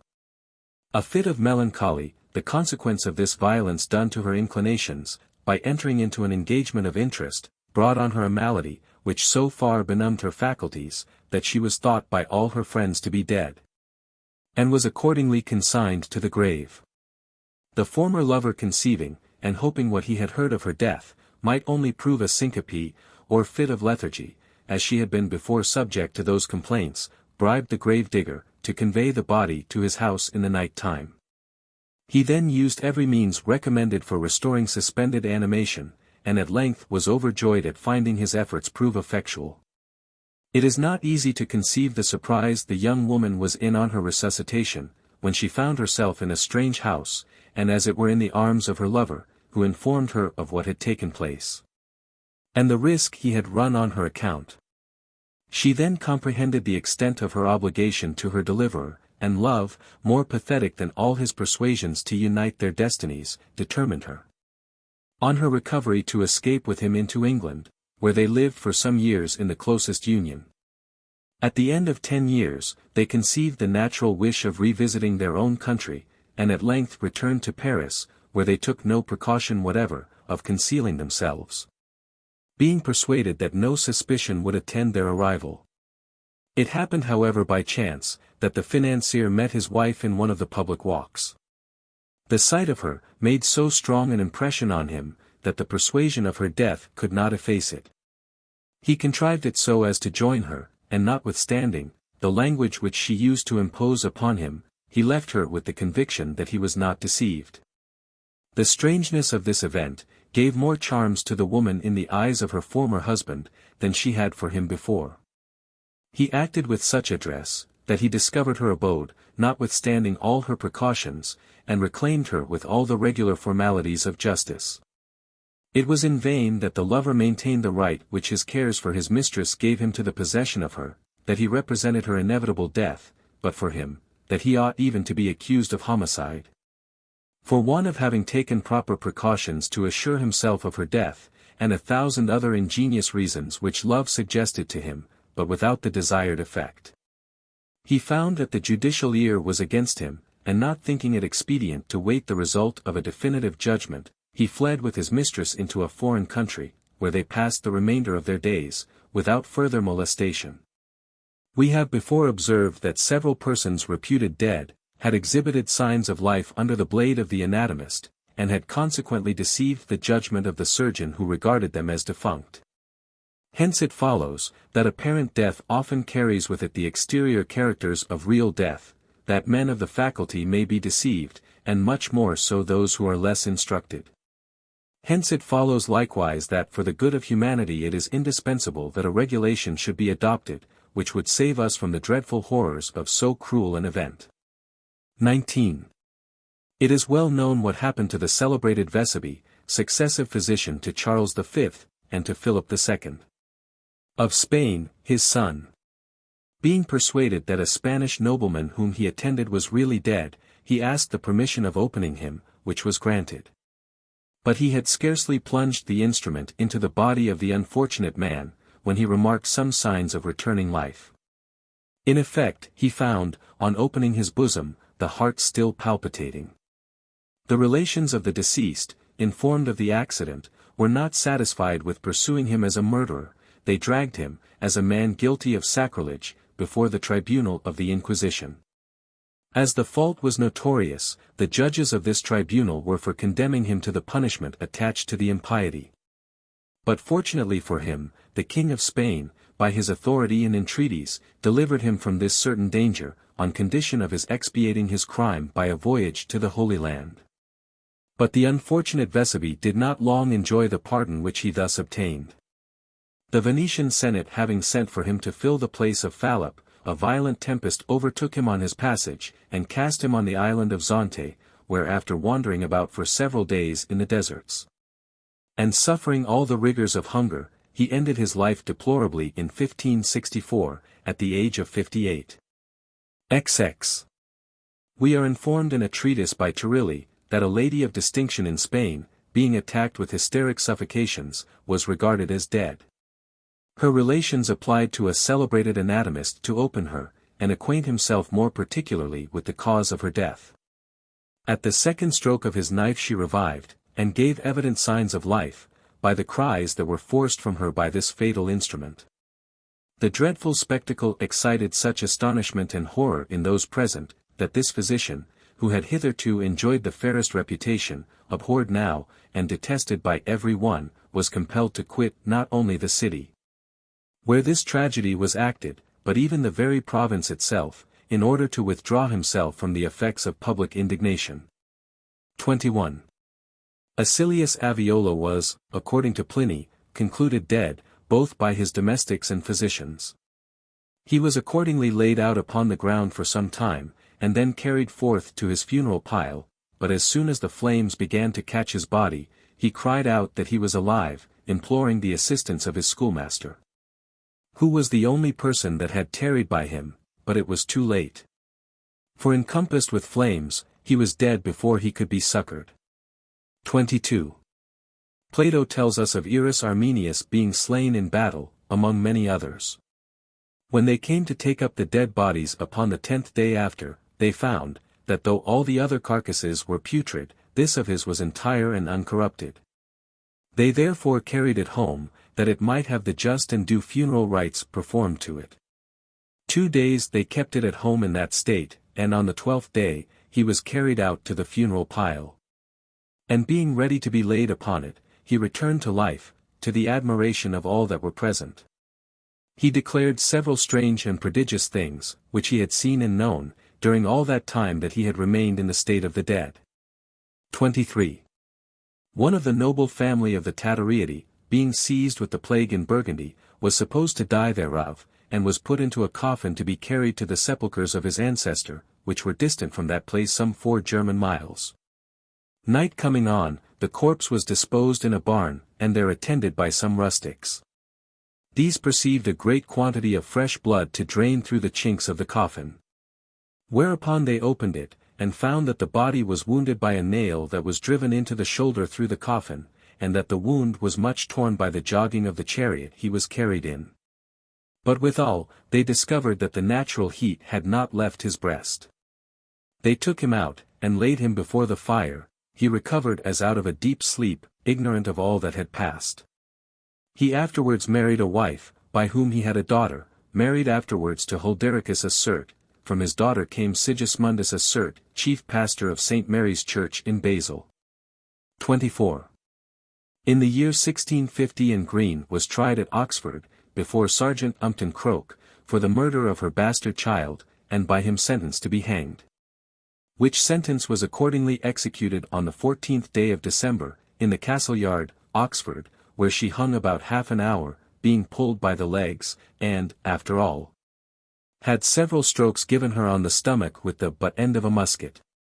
Being cut down, she was put into a coffin, and carried to a house to be dissected. Where when they opened the coffin, notwithstanding the rope remained fast jammed round her neck, they perceived her breast to rise, whereupon one mason, a tailor, intending an act of humanity, stamped on her breast and belly. And one Oran, a soldier, struck her with the butt end of his musket. After all this, when Sir William Paddy, Dr. Willis, and Mr. Clark, came to prepare the body for dissection, they perceived some small rattling in her throat, which induced them to desist from their original design, and began to use means for her recovery. In which they were so successful, that within 14 hours she began to speak, and the next day talked and prayed very heartily. Nor did the humanity of the doctors stop, till by obtaining a pardon for her, they secured that life, which their skill had restored. She was afterwards married, had 3 children, lived in good repute among her neighbours, at Steeple Barton, and died in 1659. What was very remarkable, and distinguished the hand of Providence in her recovery, she was found to be innocent of the crime for which she suffered. And it appeared the child had never been alive, but came from her spontaneously, 4 months after conception. 25. In the year 1658, Elizabeth, the servant of one Mrs. Cope, of Magdalen Parish, Oxford, was convicted of killing her bastard child, and was according hanged at Green Ditch, where she hung so long, that one of the bystanders said, if she was not dead, he would be hanged for her. When cut down, the gallows being very high, she fell with such violence to the ground, that seemed sufficient of itself to have killed her. After this, she was put in a coffin, and carried to the George Inn, in Magdalen parish. Where signs of life being observed in her, she was blooded, and put to bed to a young woman. By which means she came to herself, and, to all appearance, might have lived many years, but the next night, she was, by the order of one Maloney, a bailiff of the city, barbarously dragged to Gloucester Green, and there was hanged upon a tree. Till she was dead. 26. In the year 1797, a fine boy, about 9 years old, son of Mr. Baldock, surgeon and apothecary, at Bawash, in Sussex, had the misfortune to fall into a pond of water, about 20 roods from his father's house, wherein he soon sunk to the bottom, and there remained at least a quarter of an hour before any one went to his assistance. By the time he was taken out, the father had arrived at the spot, where he found his son to all appearance dead, his face having turned quite black, and his pulsation totally left him. He, however, took up the body, and carried it home, losing no time in stripping off the wet clothes, and getting it into a warm bed. He next proceeded to wipe the skin quite dry with napkins, and afterwards to rub the body well with hot cloths. Mr. and Mrs. B continued the stimulating process for a full hour, without the smallest prospect of success. They nevertheless persevered, and soon afterwards had the happiness to discover some small symptoms of returning life, from the emission of a very feeble groan. This encouraged them to redouble their exertions. And though they proved wholly ineffectual for more than another hour, during which time the body appeared as a corpse before them, they did not relax in their efforts. And, at the expiration of 2 hours and a half, they brought the vital functions into more visible action, which first appeared by a sort of convulsive motion in one hand. The next favorable symptoms discovered, were a little motion in one foot, an inward crying, and a very languid pulse. The return of animation was now more rapid, and apparently very painful.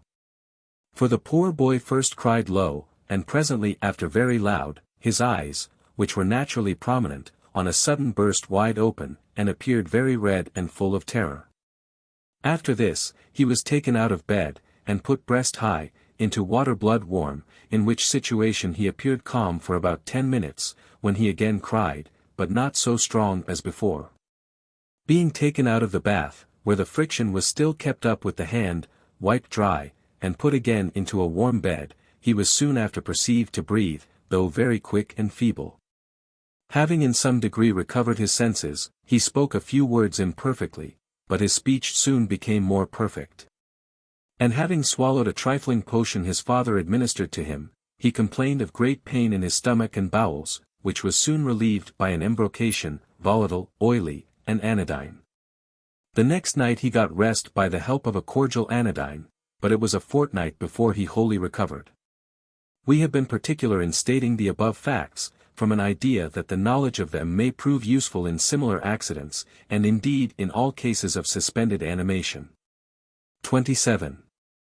Dr. Tizot mentions an instance of a girl who was restored to life, after she had been taken out of the water, swelled, bloated, and to all appearance dead, by laying her naked body upon hot ashes, covering her with others equally hot.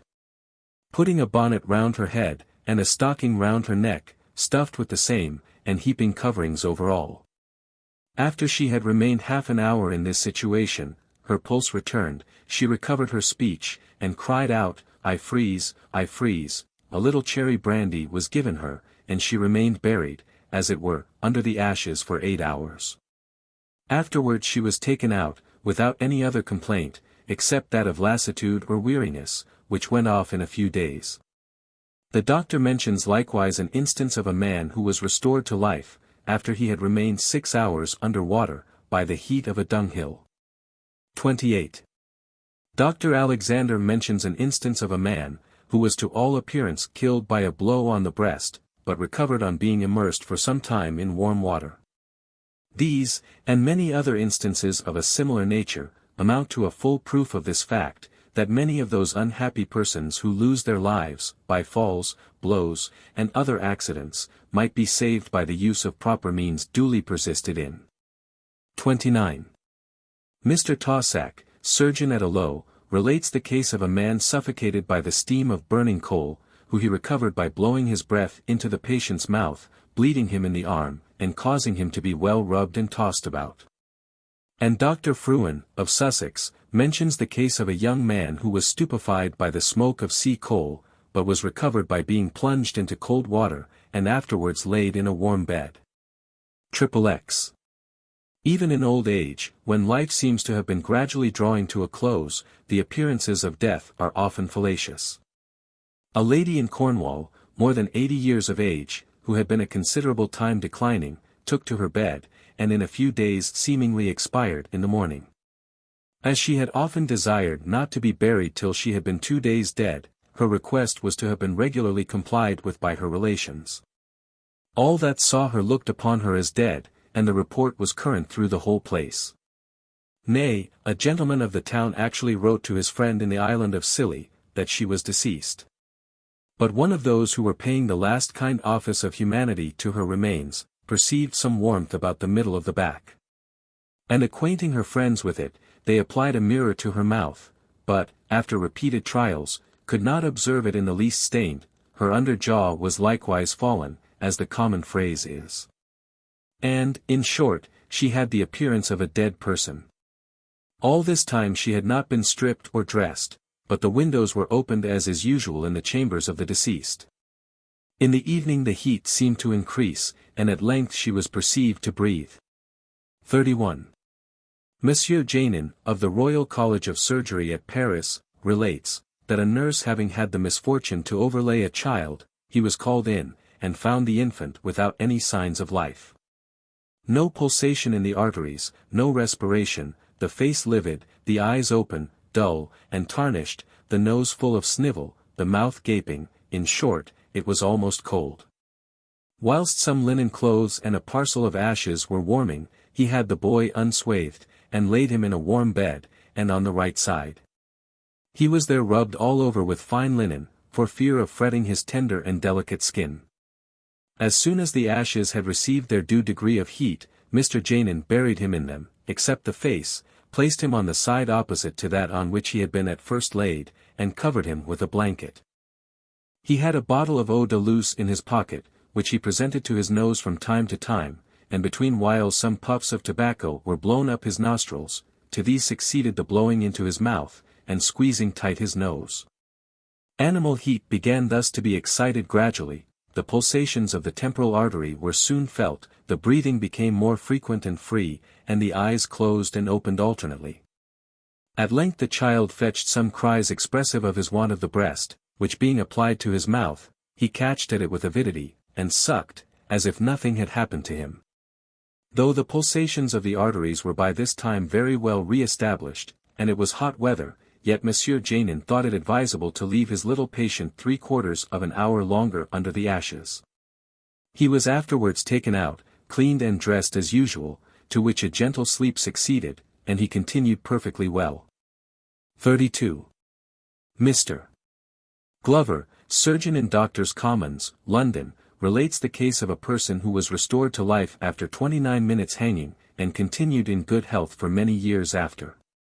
The principal means used to restore this man to life were opening the temporal artery and the external jugular, rubbing the back, mouth, and neck, with a quantity of volatile spirits and oil. Administering the tobacco clyster by means of lighted pipes, and strong frictions of the legs and arms. This course had been continued for about 4 hours, when an incision was made into the windpipe, and air blown strongly through a cannula into the lungs. About 20 minutes after this the blood at the artery began to run down the face, and a slow pulse was just perceptible at the wrist. The frictions were continued for some time longer. His pulse became more frequent, and his mouth and nose being irritated with spirit of sal ammoniac, he opened his eyes.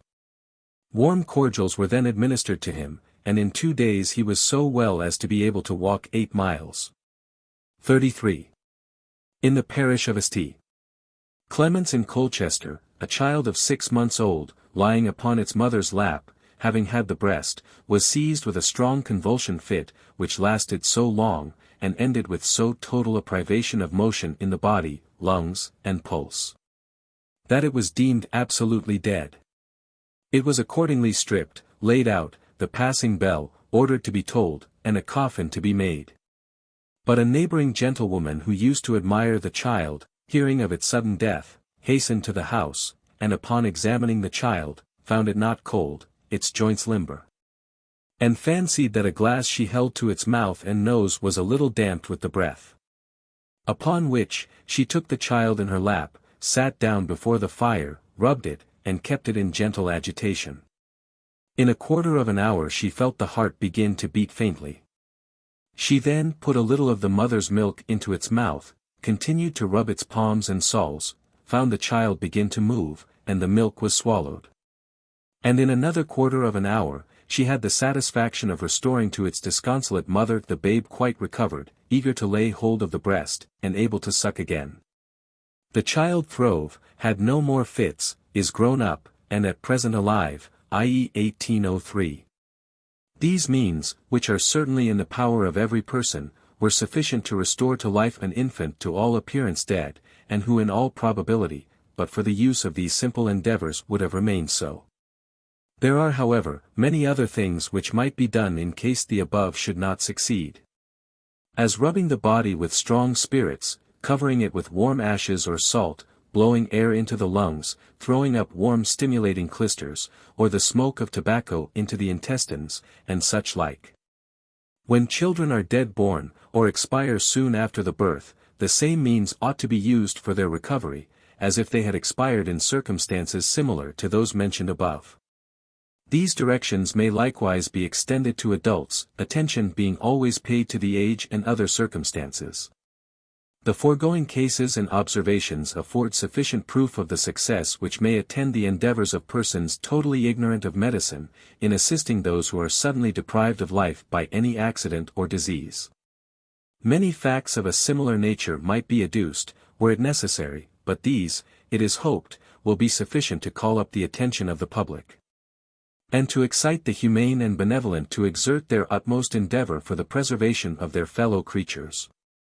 In short, not only the ordinary signs are very uncertain, but we may say the same of the stiffness of the limbs, which may be convulsive, of the dilation of the pupil of the eye, which may proceed from the same cause, of putrefaction, which may equally attack some parts of a living body, and of several others.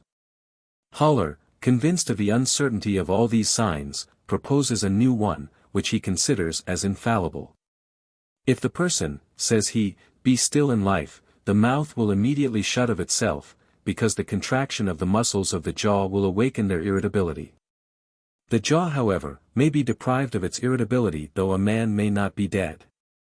Life is preserved a long time in the passage of the intestines. The sign pointed out by Dr. Fothergill appears to deserve more attention. If the air blown into the mouth, says this physician, passes freely through all the alimentary channels, it affords a strong presumption that the irritability of the internal sphincters is destroyed, and consequently that life is at an end. These signs, which deserve to be confirmed by new experiments, are doubtless not known to undertakers. The difficulty of distinguishing a person apparently dead from one who is really so, has, in all countries where bodies have been interred too precipitately, rendered it necessary for the law to assist humanity. Of several regulations made on this subject, we shall quote only a few of the most recent, such as those of Arras, in 1772, of Mantua, in 1774, of the Grand Duke of Tuscany, in 1775, of the Seigneurie of Civray, in Poitou, in 1777. And of the Parliament of Metz in the same year. To give an idea of the rest, it will be sufficient to relate only that of Tuscany. By this edict, the Grand Duke forbids the precipitate interment of persons who dies suddenly. He orders the magistrates of health to be informed, that physicians and surgeons may examine the body, that they may use every endeavor to recall it to life, if possible, or to discover the cause of its death. And that they shall make a report of their procedure to a certain tribunal. On this occasion, the magistrate of health orders the dead not to be covered until the moment they are about to be buried, except so far as decency requires. Observing always, that the body be not closely confined, and that nothing may compress the jugular veins and the carotid arteries. He forbids people to be interred according to the ancient method, and requires that the arms, and the hands, should be left extended, and that they should not be folded or placed crosswise upon the breast. He forbids, above all, to press the jaws one against the other, or to fill the mouth and nostrils with cotton, or other stuffing. And lastly, he recommends not to cover the visage with any kind of cloth, until the body is deposited in its coffin. We shall conclude this article by subjoining, from Dr. Hawes's address to the public on this subject, a few of the cases in which this fallacious appearance of death is most likely to happen, together with the respective modes of treatment which he recommends. In apoplectic and fainting fits, and in those arising from any violent agitation of mind, and also when opium or spirituous liquors have been taken in too great a quantity, there is reason to believe that the appearance of death has been frequently mistaken for the reality.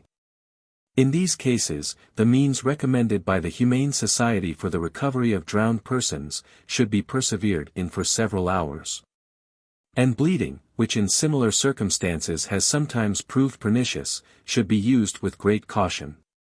In the two latter instances, it will be highly expedient, with a view of counteracting the soporific effects of opium and spirits, to convey into the stomach, by a proper tube, a solution of tartar emetic, and by various other means, to excite vomiting. From the number of children carried off by convulsions, and the certainty arising from undoubted facts, that some who have in appearance died from that cause have been recovered, there is the greatest reason for concluding, that many, in consequence of this disease, have been prematurely numbered among the dead. And that the fond parent, by neglecting the means of recalling life, has often been the guiltless executioner of her own offspring. To prevent the commission of such dreadful mistakes, no child, whose life has been apparently extinguished by convulsions, should be consigned to the grave, till the means of recovery above recommended in apoplexies, and have been tried. And, if possible, under the direction of some skillful practitioner of medicine, who may vary them as circumstances shall require. When fevers arise in weak habits, or when the cure of them has been principally attempted by means of depletion, the consequent debility is often very great, and the patient sometimes sinks into a state which bears so close an affinity to that of death, that there is reason to suspect it has too often deceived the bystanders, and induced them to send for the undertaker, when they should have had recourse to medicine. In such cases, volatiles, eau de luce for example, should be applied to the nose, rubbed on the temples, and sprinkled often about the bed. Hot flannels, moistened with a strong solution of camphorated spirit may likewise be applied over the breast, and renewed every quarter of an hour. And as soon as the patient is able to swallow, a teaspoonful of the strongest cordial should be given every 5 minutes. The same methods may also be used with propriety, in the smallpox, when the pustules sink, and death apparently ensues. And likewise in any other acute disease, when the vital functions are suspended from a similar cause. Account of the various modes of burying the dead, adopted by different nations. The primitive Christians buried their dead after the manner of the Jews. They first washed, then embalmed them, spending, says Tertullian, more perfumes, and aromatic gums, upon such occasions, than the heathens did in their sacrifices. They wrapped the corpse in fine linen or silk, and sometimes put them on rich habits. They then laid them forth for the space of 3 days, during which they constantly attended the dead body, and passed the time in watching and praying by it. Then they carried it to the grave, with torches and flambeaux, singing psalms and hymns to the praise of God, and in testimony of their hopes of the resurrection. They recommended the dead likewise in their prayers, received the communion, and made their agape, or love feasts, with the distribution of other charities for the poor. At the end of the year, they made a fresh commemoration for them, and so from year to year. Beside the standing commemoration for the dead, always joined with the Eucharist, they frequently put into the grave several things, as marks of honor to the deceased, or to preserve his memory. Such as the badges of his dignity, the instruments and acts of his martyrdom, an epitaph, or at least his name, and sometimes they threw in medals, laurel leaves, some crosses, and the gospel. And whereas the heathens built stately tombs for their dead either by the sides of great roads, or in the open fields, the Christians, on the contrary, disposed of their deceased either after the common way of interment, or laying them in vaults underground. Such were the catacombs near Rome. They had anciently a religious ambition to be buried near the bodies of martyrs, and this is that which, at last, brought so many graves and tombs into the churches, which were frequently erected over the graves of martyrs. This was the occasion of burying in churches. For a long time it was the custom to bury the dead nowhere but without the walls of cities. As to the old Greeks, after they had closed the eyes of the deceased, they used to make a great noise with a sort of bell, done as it is supposed either to scare away the furies and hobgoblins, or else to wake the person, in case he was only in a lethargy or apoplectic fit. Afterwards they put a piece of money into his mouth, to pay his passage over the Styx, giving him likewise a piece of meat to put Cerberus in good humor. They then put a bandage, or little scarf over his eyes, and his face was covered to his chin with cloth. This office was to be performed by the nearest relations, who were likewise obliged to wash the body with warm water and anoint it. This was properly the business of women. The corpse was likewise wrapped in fresh linen, or new cloth, made into a sort of straight gown. The body was afterwards crowned with chaplets, to intimate the deceased had conquered the misfortunes of this life. They likewise put some sweetmeats into his mouth, which was part of the entertainment of the Olympienses. The funeral being thus far prepared, they placed the corpse at the gate of the house, which was a sort of laying in state. The day after, before sunrise, the Greeks used to carry the corpse to the funeral pile. The expense upon this occasion, though moderate at first, grew afterwards to a great excess. Therefore Solon made a sumptuary law, to oblige the Athenians to frugality. The relations used to attend the corpse to the funeral pile. Women under 60 years of age, unless pretty near related, were not permitted to come into the house where the corpse lay. However, all of that sex were allowed to accompany the body to the place of sepulchre. At the latter end of the solemnity the company had a treat at the expense of the relations, at which time, if the deceased had done anything remarkable, it was set forth in a speech, which privilege was afterwards granted to none but those who died in the field, for their country, or such as were buried at the charge of the state, which in such cases was done in the Ceramicus.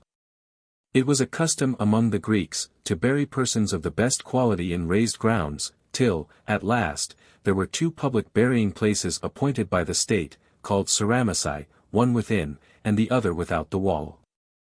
In the first of which, those who died in the field, were buried. If any person happened to die on their travels, or in another country, their way was to anoint the corpse with honey, to preserve it from putrefaction, till they could bring it home. And sometimes they wrapped them alive, in cerecloth for the same purpose.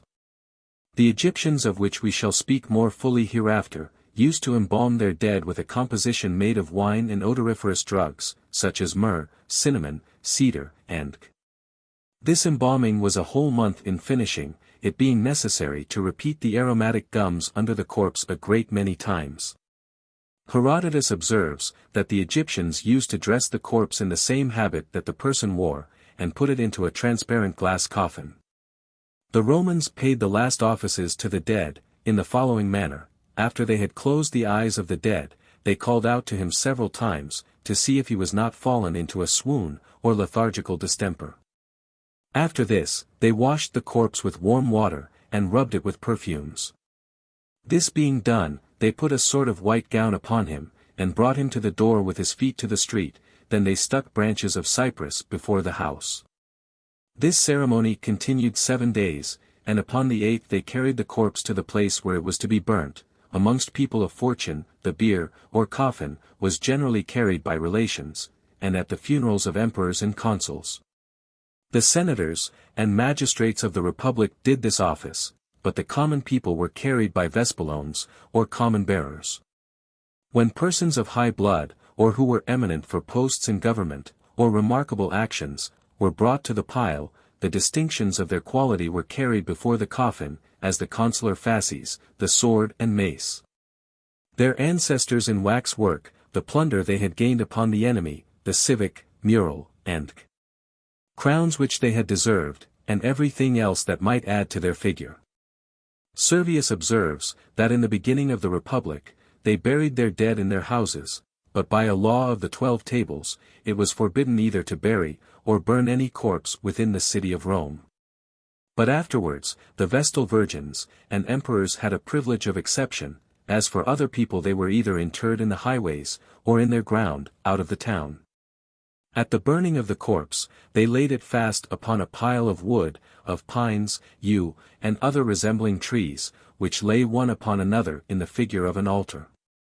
The corpse being dressed, and sprinkled with rich liquors, lay in a coffin, made on purpose, with his face upwards, and a piece of silver in his mouth to pay Charon for his fare.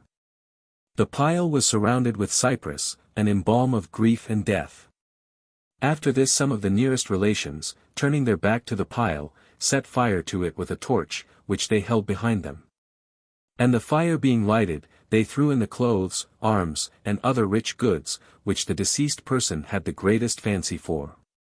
When the corpse was burnt, they wetted the bones and the ashes with milk and wine, and then put them into an urn, which they buried in a sepulchre for that purpose. Before this urn, they set a little altar, where they burnt perfumes. Their mourning lasted 10 months, which was Romulus's year, but it was possible to shorten this term by some public success of the state, or any extraordinary good fortune, which happened to a private family.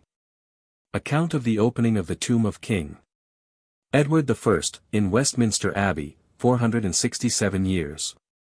After its interment. The following interesting account of the effect produced by the mode of preservation, which, for many centuries, has been made use of upon the bodies of royal personages, will, it is presumed, be found not unacceptable to our readers. It is extracted from Sir Joseph Aylof's account of the opening of the tomb of Edward I, in Westminster Abbey 467 years after its interment. After describing the manner of opening the tomb and coffin, which was done with the utmost care, in the presence of the Reverend Dr. Thomas, then Dean of Westminster, 2 of the prebends, and the President of the Antiquarian Society. The writer says, on lifting up the lid, the royal corpse was found wrapped up within a large square mantle of strong, coarse, and thick linen cloth, diapered, of a dull, pale, yellowish-brown color, and waxed on its underside. The head and face were entirely covered with a sudarium, or face cloth, of crimson sarcenet, the substance whereof was so much perished, as to have a cobweb-like face, and the appearance of fine lint. The sudarium was formed into 3 folds.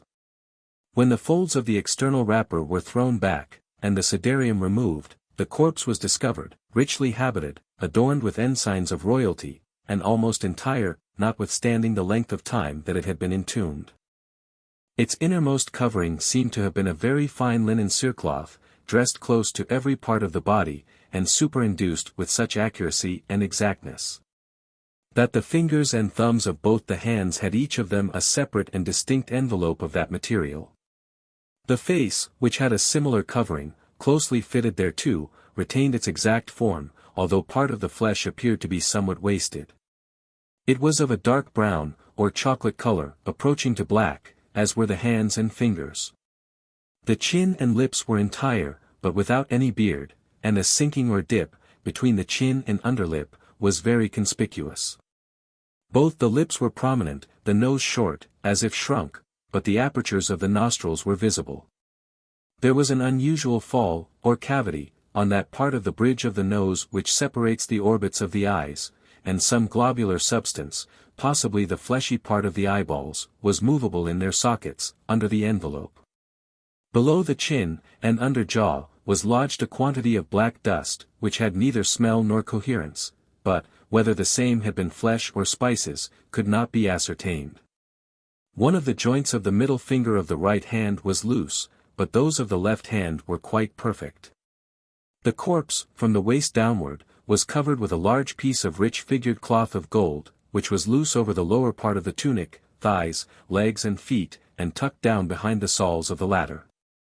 There did not remain any appearance of gloves, but, on the back of each hand, and just below the knuckle of the middle finger, lay a codorsoil, of the same metal as those in the stole, i.e.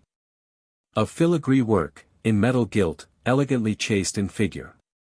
The feet, with their toes, soles, and heels, seem to be perfectly entire, but, whether they have sandals on them, or not, is uncertain, as the cloth tucked over them was not removed. On measuring the body by a rod, quadrate into inches, divided into quarters, it appeared to be exactly 6 feet and 2 inches in length. The following remarkable fact is translated from the Imperial Gazette of Petersburg. Dated December 17, 1798. In 1796, a coffin was found at the convent of Sumovin, in the city of Trotma, in the eparchy of Volgoda, containing a corpse, in the habit of a monk. It had been interred in 1568, yet was in a state of perfect preservation, as were also the garments. From the letters embroidered on them, it was found to be the body of the most memorable Feodos Sumovin, founder and superior of the convent, and who had been acknowledged as a saint during his life, for the miracles he had performed. The Emperor Paul, on hearing this report, caused the following proclamation to be issued. We Paul, and having been certified by a special report of the Most Holy Synod, of the discovery that has been made in the convent of Spasso Sumovia, of the miraculous remains of the most venerable Feodos. Which miraculous remains distinguish themselves by the happy care of all those who have recourse to them with entire confidence, we take the discovery of these holy remains as a visible sign that the Lord has cast his most gracious eye in the most distinguished manner on our reign.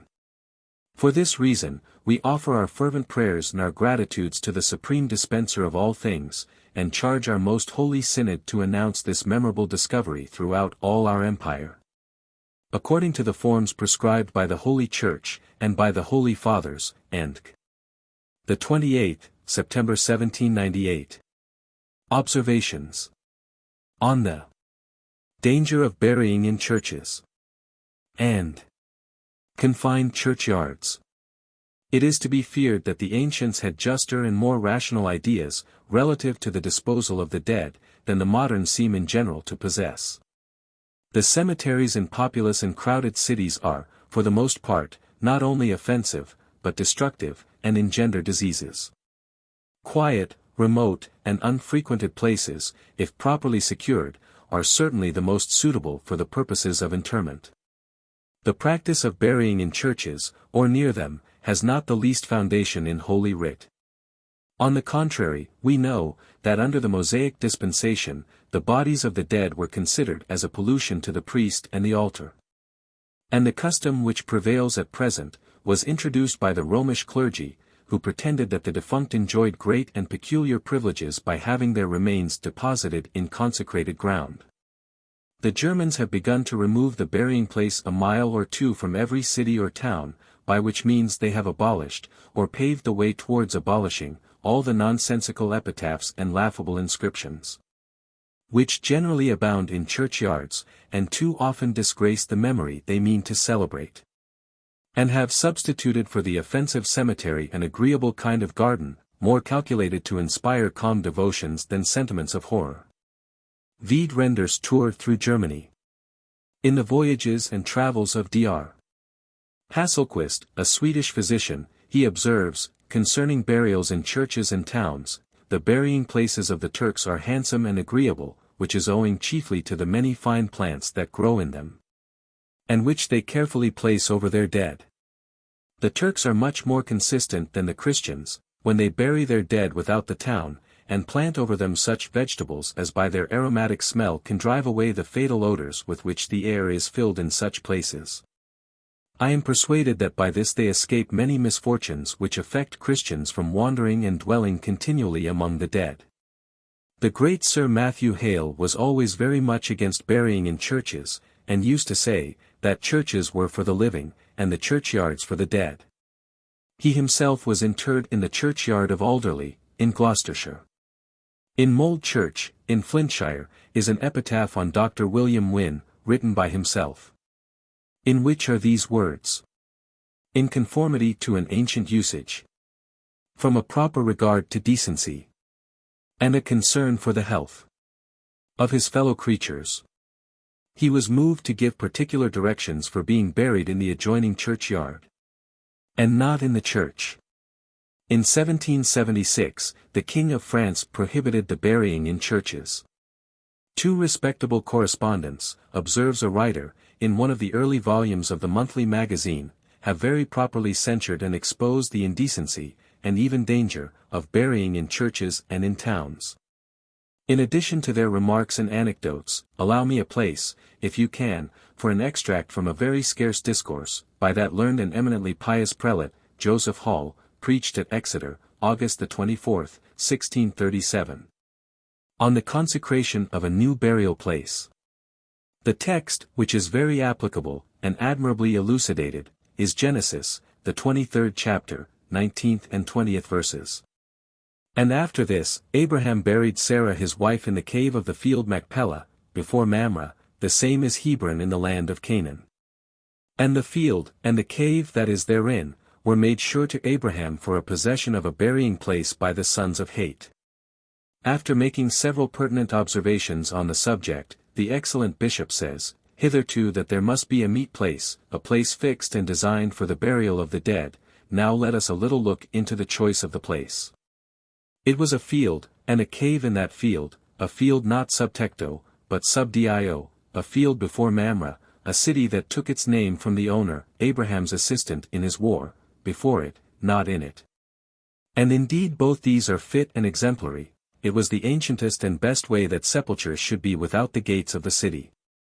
Hence you find that our Saviour met the bier of the widow's son as he was carried out of the gates of Nain to his burial, and hence of old was wont to be that proclamation of the Roman funerals, Aulus Sepultur Ferus. And we find that Joseph of Arimathea had his private burial place in his garden without the city, for it was near to Calvary, and so was Lazarus, his sepulchre without Bethany. Our Saviour stayed in the field, till the sisters came forth to him, and the neighbors came forth after them, so they went together to the sepulchre. And certainly much might be said to this purpose for the convenience of our funerals, without respect of those Jewish grounds, who held a kind of impurity in the corpses of the dead. But that which might be said, is rather out of matter of wholesomeness and civil considerations, than out of the grounds of theology.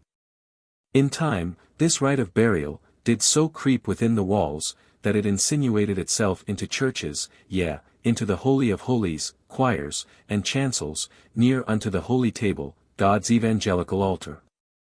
But I must tell you, this custom hath found entertainment only in the Western churches, that is, those that were of correspondence with the Roman. For the Greek Church allows no such practice, and the Roman at first admitted it very sparingly, so as, elim episcopi. Edi alii principes sepli banter in ecclesia, none but princes and bishops, as Martinus Vivaldus, were of old interred in churches. Afterwards the privileges grew larger, to other eminent benefactors into the church, and none but them, and now that it is grown so common, both in our churches and the Roman, we may thank partly superstition, partly ambition and covetousness. Superstition of them that think the holiness of the place doth not a little avail the soul. Ambition of those that love these, Pyro Omega Tau Omicron Kappa Lambda Iota Sigma Iota Alpha, both living and dead, covetousness of those greedy hucksters of the Church of Rome, who upon the sale of their suffrages, raised the prices of their holy ground to their unreasonable advantages. But to speak freely, what I think concerning this so common practice, I must needs say, I cannot but hold it very unfit and inconvenient, both, first in respect of the majesty, it is the Lord's house, the palace of the King of Heaven. And what prince would have his court made a charnel house? How well soever we loved our deceased friends, yet when their life is dissolved, there is none of us but would be loath to have their corpses inmates with us in our houses. And why should we think fit to offer that to God's house which we should be loath to endure in our own? Secondly, in regard of the annoyance of the living. For the air, kept close within walls, arising from dead bodies, must needs be offensive, as we find by daily experience, more offensive now than of old to God's people, they buried with odors. The fragrancy whereof was a good antidote for this inconvenience. She did this to bury me, saith our Saviour. Not so with us, so as the air receives no other tincture than what arises from the evaporation of corrupted bodies. But though I approve not common buryings within the church, as not deeming that a fit bestowage for the dead, yet forasmuch as the church is a place of most public resort and use, I cannot mislike that in some meet parts, whether floors, or pillars, or walls, especially of the side chapels pertaining thereto, there be memorials or monuments of worthy and well-deserving Christians, whereby their knowledge and precious remembrances may be perpetuated to posterity. Thus far the worthy bishop, on this indecent and unwholesome practice, to which I shall only add, observes the writer, a quotation from Mr. Strutt, who informs us, that before the time of Christianity, it was held unlawful to bury the dead within the cities, but they used to carry them out into the fields hard by, and there deposit them. Towards the end of the 6th century, Augustine obtained of King Ethelbert, a temple of idols, where the king used to worship before his conversion, and made a burying place of it. But Street Cuthbert afterwards obtained leave to have yards made to the churches, proper for the reception of the dead. At a funeral in St. Mary's Church, at Montpellier, a porter happened to tumble into the vault, where several corpses had been deposited. And, not returning again, his brother, who perceived that his candle had gone out, went down to help him up, but neither did he return, nor made the least outcry. A third did the like, without uttering a syllable. At length a fourth, perceiving they were all in the dark, ventured to be let down by a rope, with a light in his hand, to see what was the matter. This man, finding himself attacked with a noisome vapor, when he was halfway down, begged to be drawn up again, and upon being let blood, recovered. The other three were hauled out with hooks fixed to the ends of poles, having no remains of life. The sexton affirmed that something of the like nature had formerly happened in another vault. These dead men were in a manner covered over with a wet mud, whose stench was such, that nobody cared to touch them. A few days after, says Mr. de Savage, the writer of this account, I went to the place, and by a line let down cats of different ages, birds and dogs, about 7 feet deep into the vault. The young cats died convulsed, in about 3 minutes. The old ones in half a minute, or less. Lighted flambeaux went out before they were well under the surface of the ground, as though they had been dipped in water. In order to examine, observes this gentleman, into the nature of this vapor, I drew some of it up from the bottom of the vault, in a glass bucket, as if it had been water. Candles were extinguished, and birds suffocated in it in an instant. If any of it was conveyed into a phial, an exhalation issued out of the orifice, to which a candle being applied, it was not extinguished, but if introduced within the mouth, went out immediately. It was considerably heavier than air, for if the phial was inclined, the vapor yielded to the position, and laid horizontally. And if the vapor was poured into another phial, to whose bottom a bit of lighted wax candle was fixed, it put it out as soon as it arose as high as the flame. This vapor, after having been kept in phials, well stopped, for several months, retained its poisonous quality as strong as at first. Is not this a proof of the perniciousness of burying vaults in churches, and do not many popular diseases very probably arise from this filthy custom? The fatal consequences of opening tombs or graves too soon. The people of Chalons upon the Marne, in France, having resolved some years since, to enlarge the yard or square before their town house, by adding to it a part of St. Alpin's churchyard, and for that purpose, to remove all the bodies lately buried there, were diverted from the execution of their design, by a dissertation wrote by M. Navier, a physician and member of the Royal Academy of Sciences at Paris, for shewing the dangerous consequences of opening graves before the bodies are quite dissolved. And as such practices are too frequent in this country, it may be of service to lay before the public an abstract of what this celebrated physician has said upon the subject. The doctor divides his dissertation into 2 parts, in the first of which he describes the several degrees of corruption which a dead body successively undergoes, and which bring it at last to a total dissolution. From these principles he concludes, that the terrible mixture which results from putrefaction, by raising itself in the form of infectious exhalations, may penetrate even to the inside of the tender and delicate organs of living bodies. and may infallibly occasion their destruction. These exhalations will convey themselves, more or less, into all those who happen to be within their atmosphere.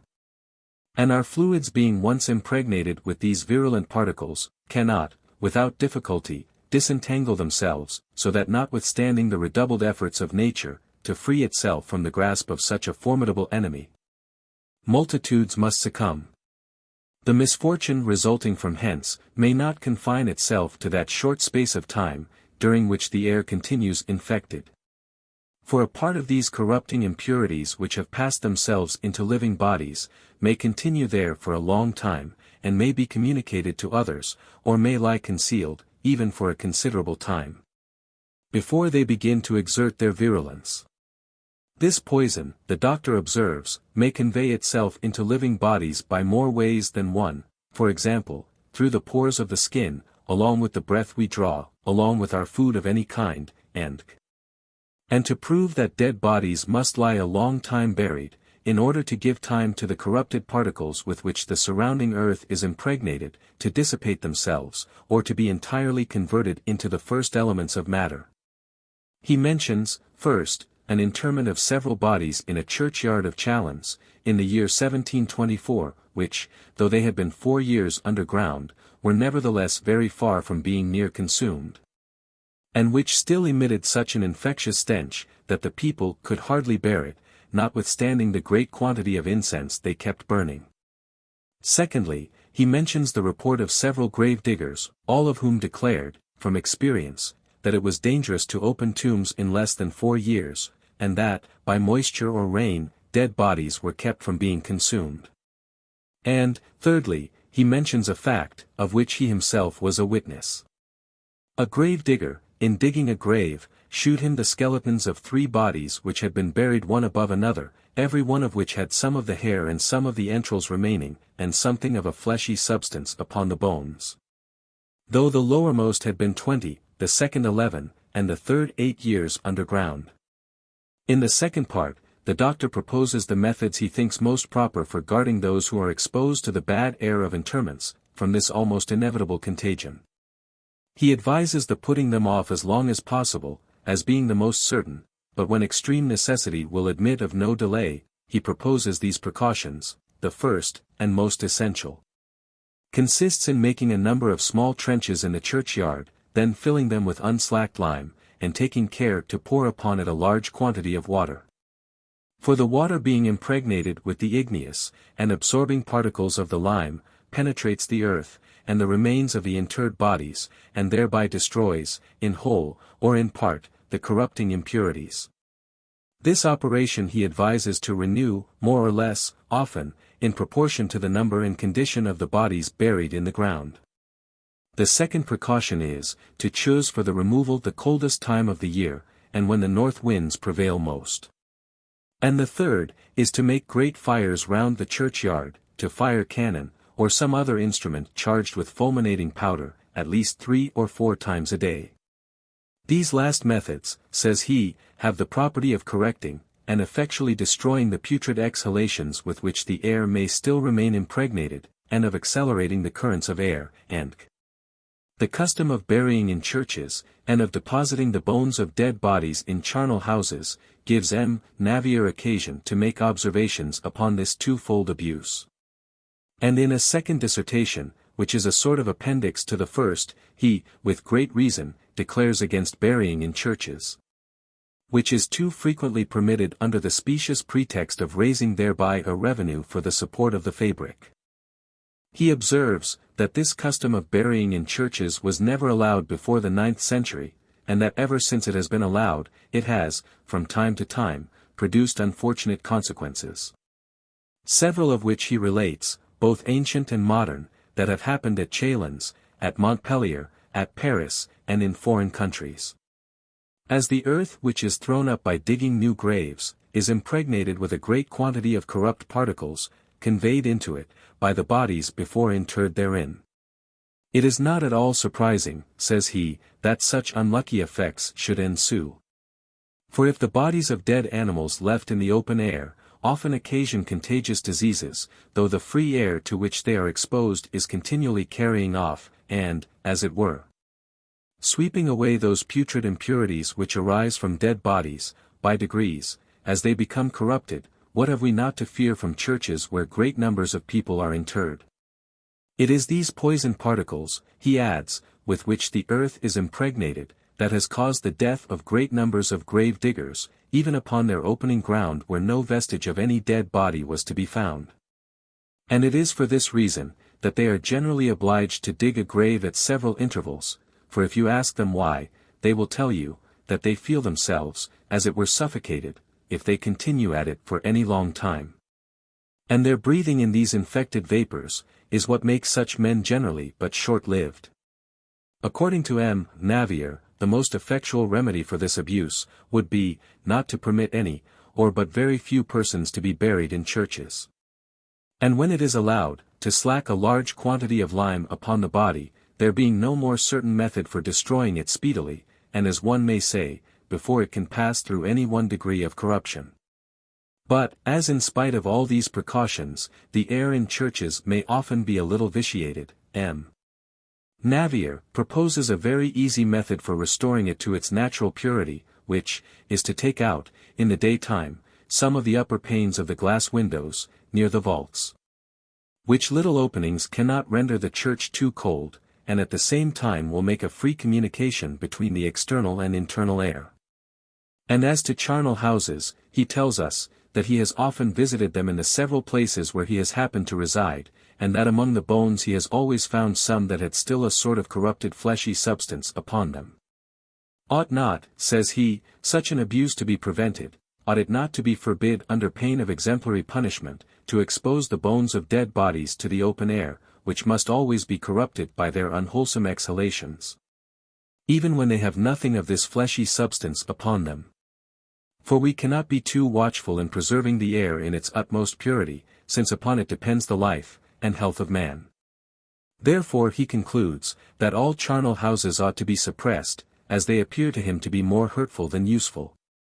And that all grave diggers ought to be strictly enjoined to collect carefully all the bones thrown up in digging a grave, in order to be again thrown into it, and well covered with earth. Further corroboration of the aforesaid subject.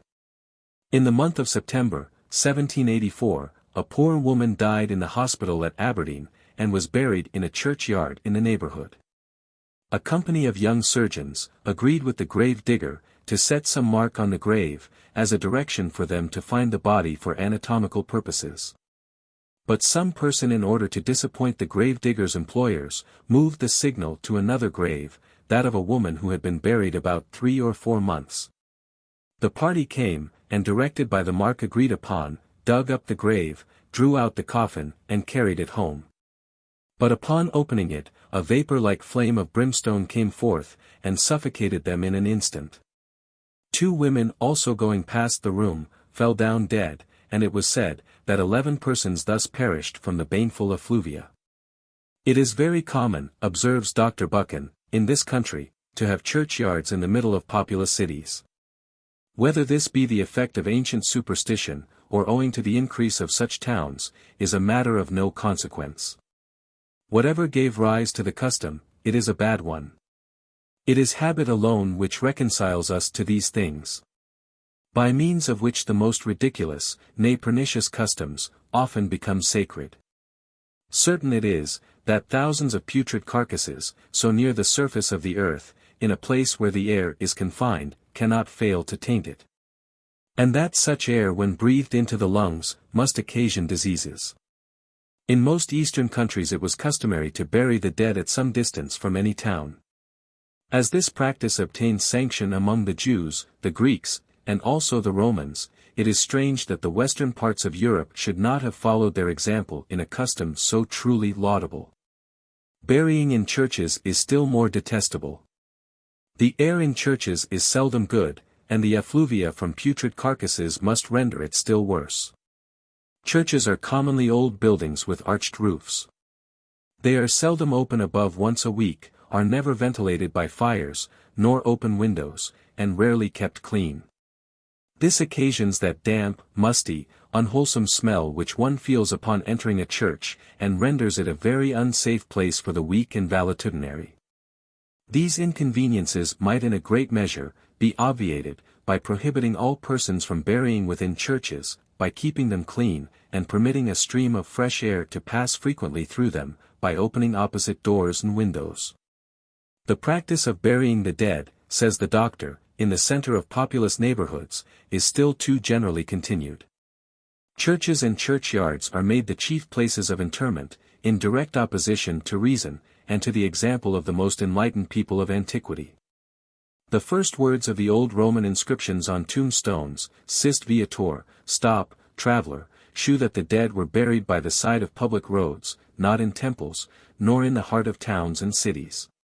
One of the laws of the late Joseph II, relative to this point, will do him immortal honor. After strictly prohibiting the interment of dead bodies in any church or chapel. It is horrid, says the emperor, that a place of worship, a temple of the Supreme Being, should be converted into a pest house for living creatures. A person who, upon his deathbed, makes it a condition of his will to be buried in a church or chapel, acts like a madman. He ought to set his fellow creatures a good example, and not to do all in his power to destroy their constitutions, by exposing them to the effluvia arising from a corpse in a state of putrefaction. The admirable sentiment expressed by one of our own countrywomen, who died a few years since, afford a striking contrast with the superstitious folly so justly stigmatized by the emperor. This extraordinary female, whose mind was superior to the weakness of her sex, and to the prejudices of custom, being fully sensible, as she herself expressed it in her last will, that the bodies of the dead might be offensive to the living, ordered her body to be burnt, and the ashes deposited in an urn, in the burying ground of St. George, Hanover Square, where the remains of the sentimental Yorick are also interred. To prevent the dreadful contagion in future, that might otherwise arise from thoughtless and wicked people, prematurely stealing dead bodies from their graves, the following easy method of securing the same is strongly recommended as an effectual preventative. As soon as the corpse is deposited, let a truss of long wheaten straw be opened, and distributed in the grave in layers, as equally as may be, with every layer of earth, till the whole is filled up. By this method the corpse will be effectually secured, as may be found by experience. For it is certain that the longest night will not afford time sufficient to empty the grave, though all the common implements of grave digging be made use of for the abominable purpose.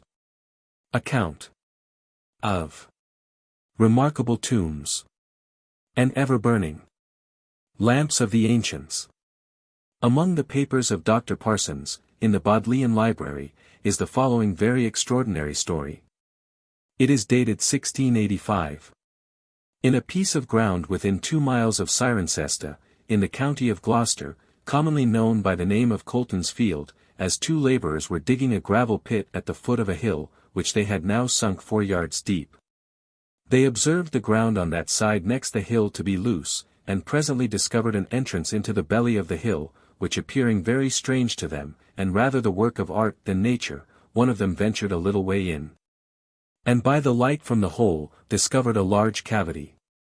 Whereupon they got a lantern and candle to make a further search into it.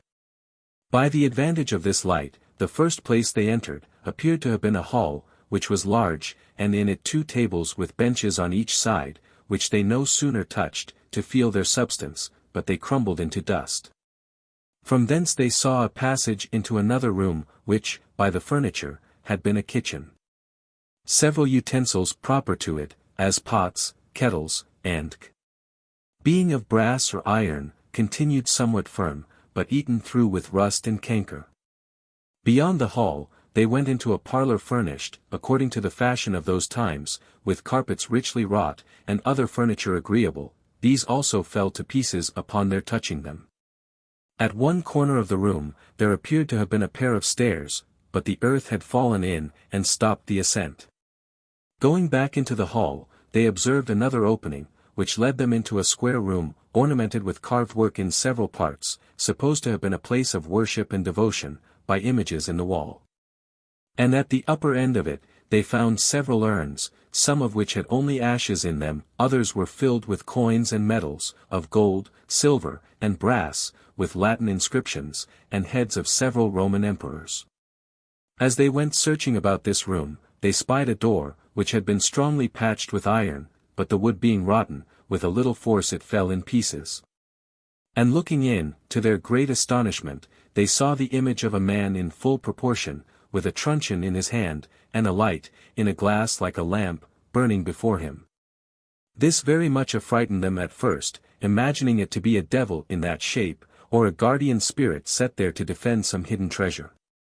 The hopes whereof so far encouraged them at last, that one of them ventured a step in, but upon his first descent, the image seemed to strike at him, at which they were both so terrified, that they durst proceed no further, but went back, and taking many of the medals and coins with them, out of the urns, at night acquainted a gentleman, who is a famous antiquary, with the discovery they had made, what they had seen, and the money they had found. Shewing him several pieces, upon which he ordered them to keep the matter private, promising to go with them the next morning, which he accordingly did. After he had viewed the other rooms with wonder and delight, they conducted him to the place where the image was, which he supposed might, by some great artist, be made to strike at certain times. Therefore without any apprehension of danger, went in, and, as before, upon his first step, the image made an offer to strike.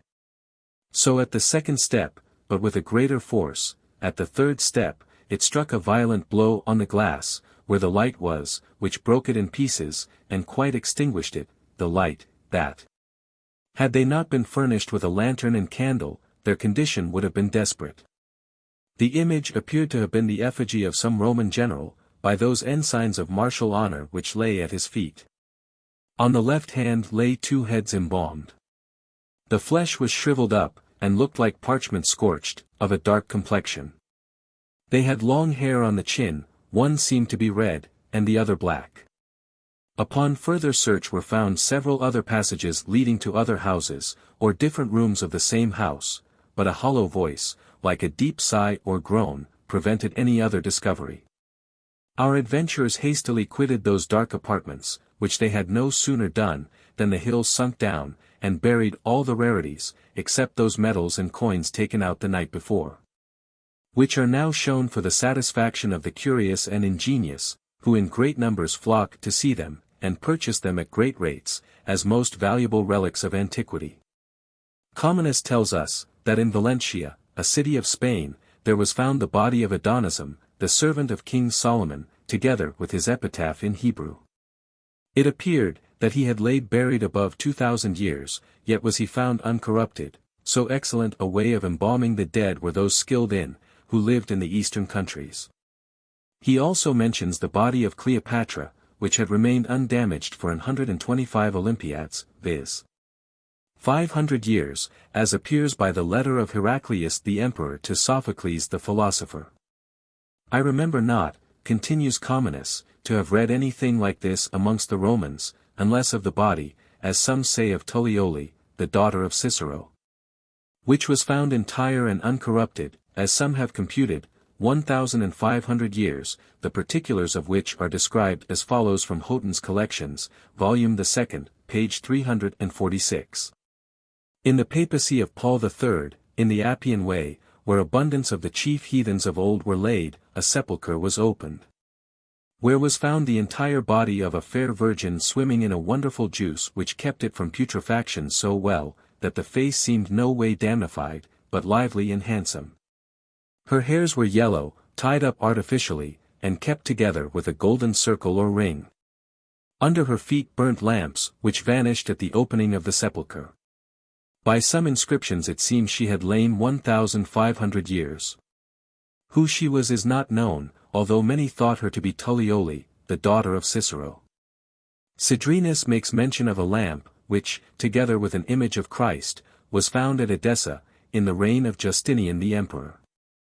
It was set over a certain gate there, and privily enclosed, as appeared by the date of it, soon after Christ was crucified. It was found burning, as it had done for 500 years before, by the soldiers of Khosroes, king of Persia, by whom also the oil was taken out and cast into the fire.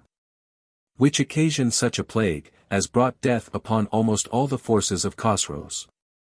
At the demolition of our monasteries here in England, there was found in the supposed monument of Constantius Chlorus, father to the great Constantine, a burning lamp which was thought to have continued burning there ever since his burial, which is about 300 years after Christ. The ancient Romans used in that manner to preserve lights in their sepulchres a long time, by the oil of gold, resolved by art into a liquid substance. Baptista Porta, in his treatise on natural magic, relates, that about the year 1550, in the island Nices in Naples, a marble sepulchre of a certain Roman was discovered, upon the opening of which, a phial was found containing a burning lamp. This lamp became extinct on breaking the phial, and exposing the light to the open air. It appeared that this lamp had been concealed before the advent of Christ. Those who saw the lamp reported, that it emitted a most splendid flame. The most celebrated lamp of Pallas, the son of Evander, who was killed by Turnus, as Virgil relates in the 10th book of his Aeneid, was discovered not far from Rome, in the year 1401, by a countryman, who digging deeper than usual, observed a stone sepulchre, containing the body of a man of extraordinary size, which was as entire as if recently interred, and which had a large wound in the breast. Above the head of the deceased, there was found a lamp burning with perpetual fire, which neither wind nor water, nor any other superinduced liquor could extinguish, but the lamp being bored at the bottom, and broke by the importunate enemies of this wonderful light, the flame immediately vanished. That this was the body of Pallas, is evident from the inscription on the tomb, which was as follows. Pallas, Evander's son, whom Turnus spear in battle slew, of mighty bulk, lies here.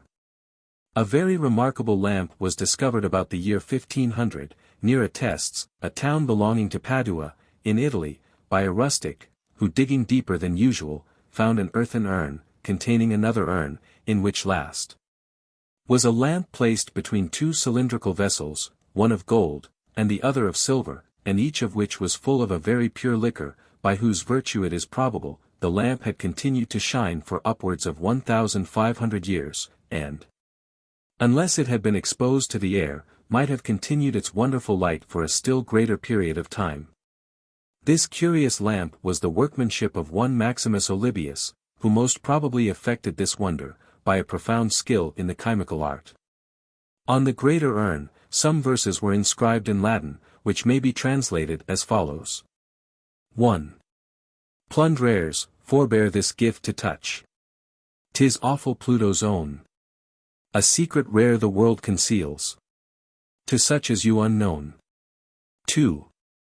Olybius in this slender vase the elements has chained, digested with laborious art, from secret science gained. 3. With guardian care two copious urns the costly juice confine, lest, through the ruins of decay, the lamp should cease to shine. On the lesser urn were the following verses. Plundrares with prying eyes, away.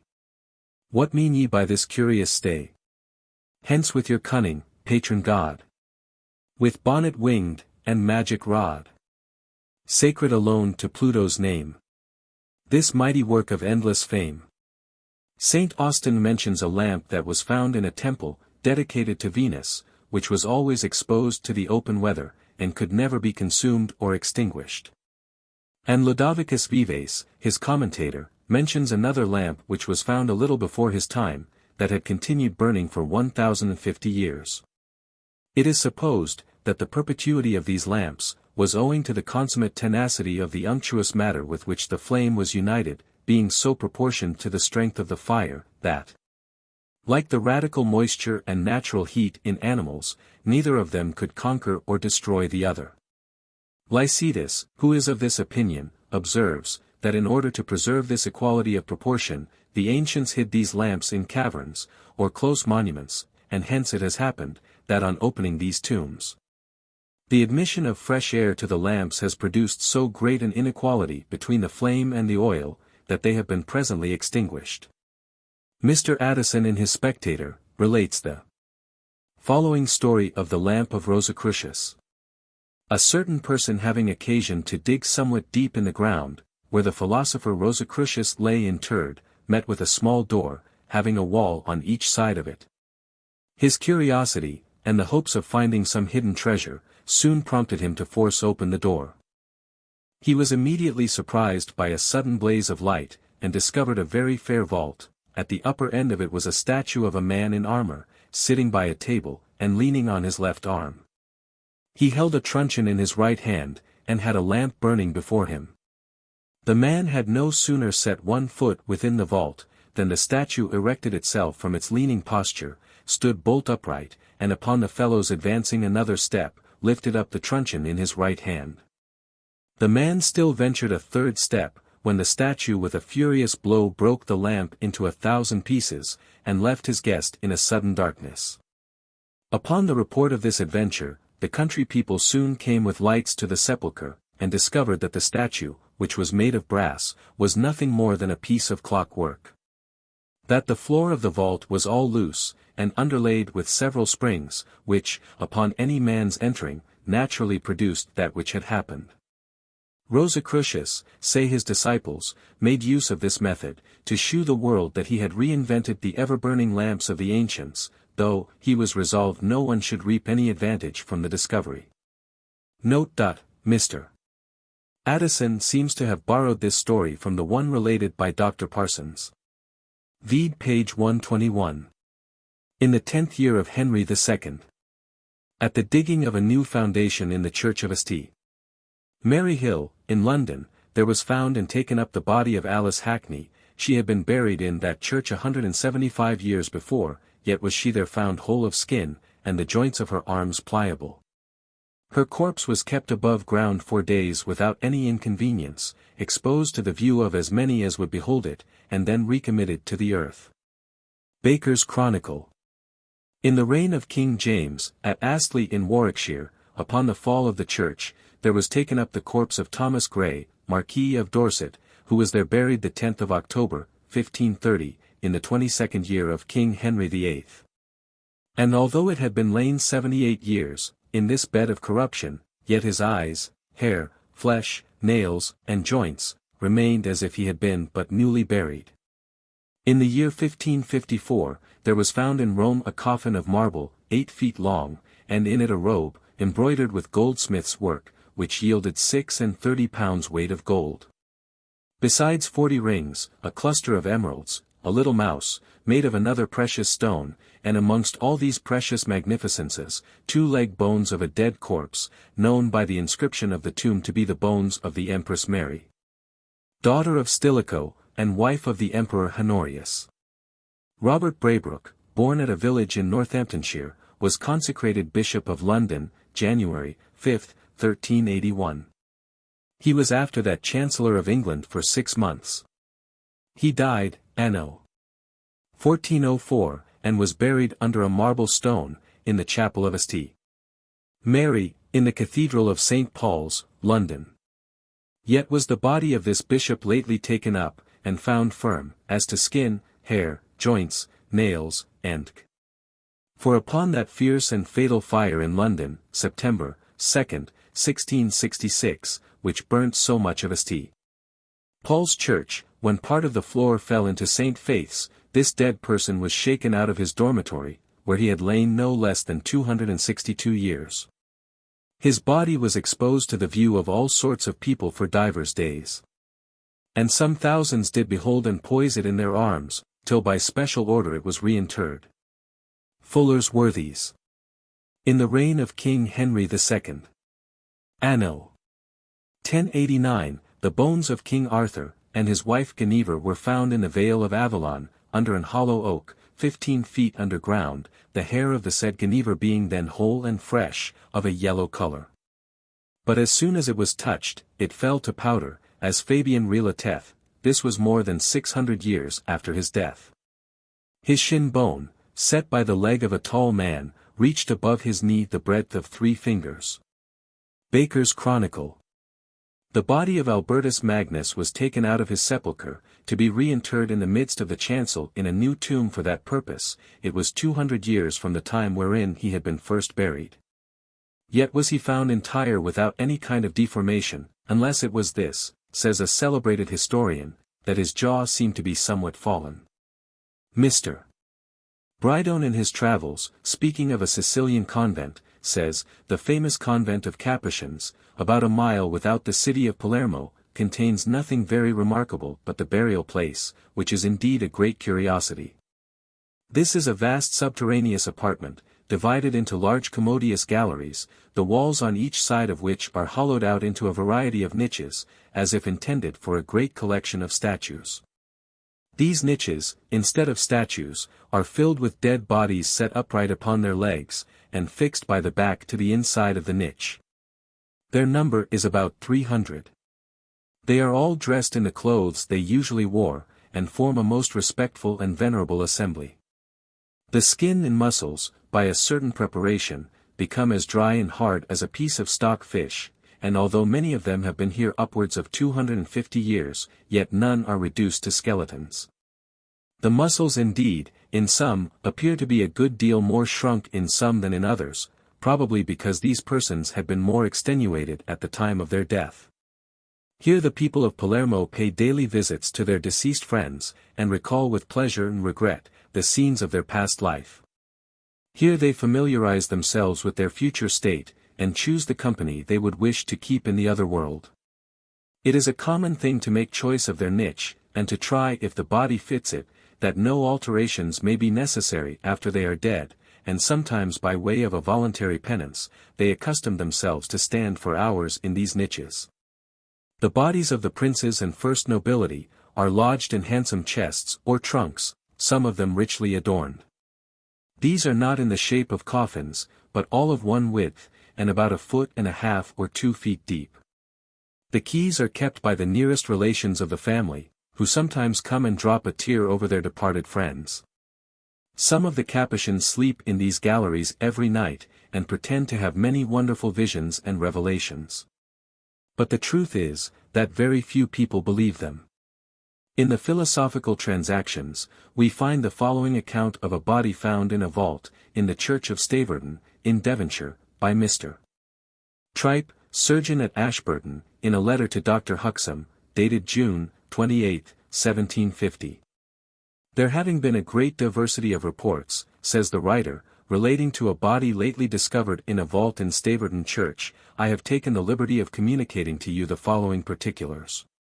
As it does not appear by the register of the burials, that any person has been deposited in this vault since October 5, 1669, it is certain that the body has lain there upwards of 80 years. Yet, when the vault was opened, about 4 months ago, it was found as perfect in all its parts, as if but just interred. The whole body was plump and full, the skin white, soft, smooth, and elastic. The hair strong, and the limbs nearly as flexible as when living. A winding sheet, which was as firm as if just applied, enclosed it from head to foot, and 2 coarse cloths dipped in a blackish substance, like pitch, enfolding the winding sheet. The body, thus protected, was placed in an oaken coffin, on which, as it was always covered with water, was found a large stone, and a log of wood, probably to keep it at the bottom. Various have been the conjectures as to the cause of its preservation, and it has been reported, though probably without foundation, that the person was a Roman Catholic.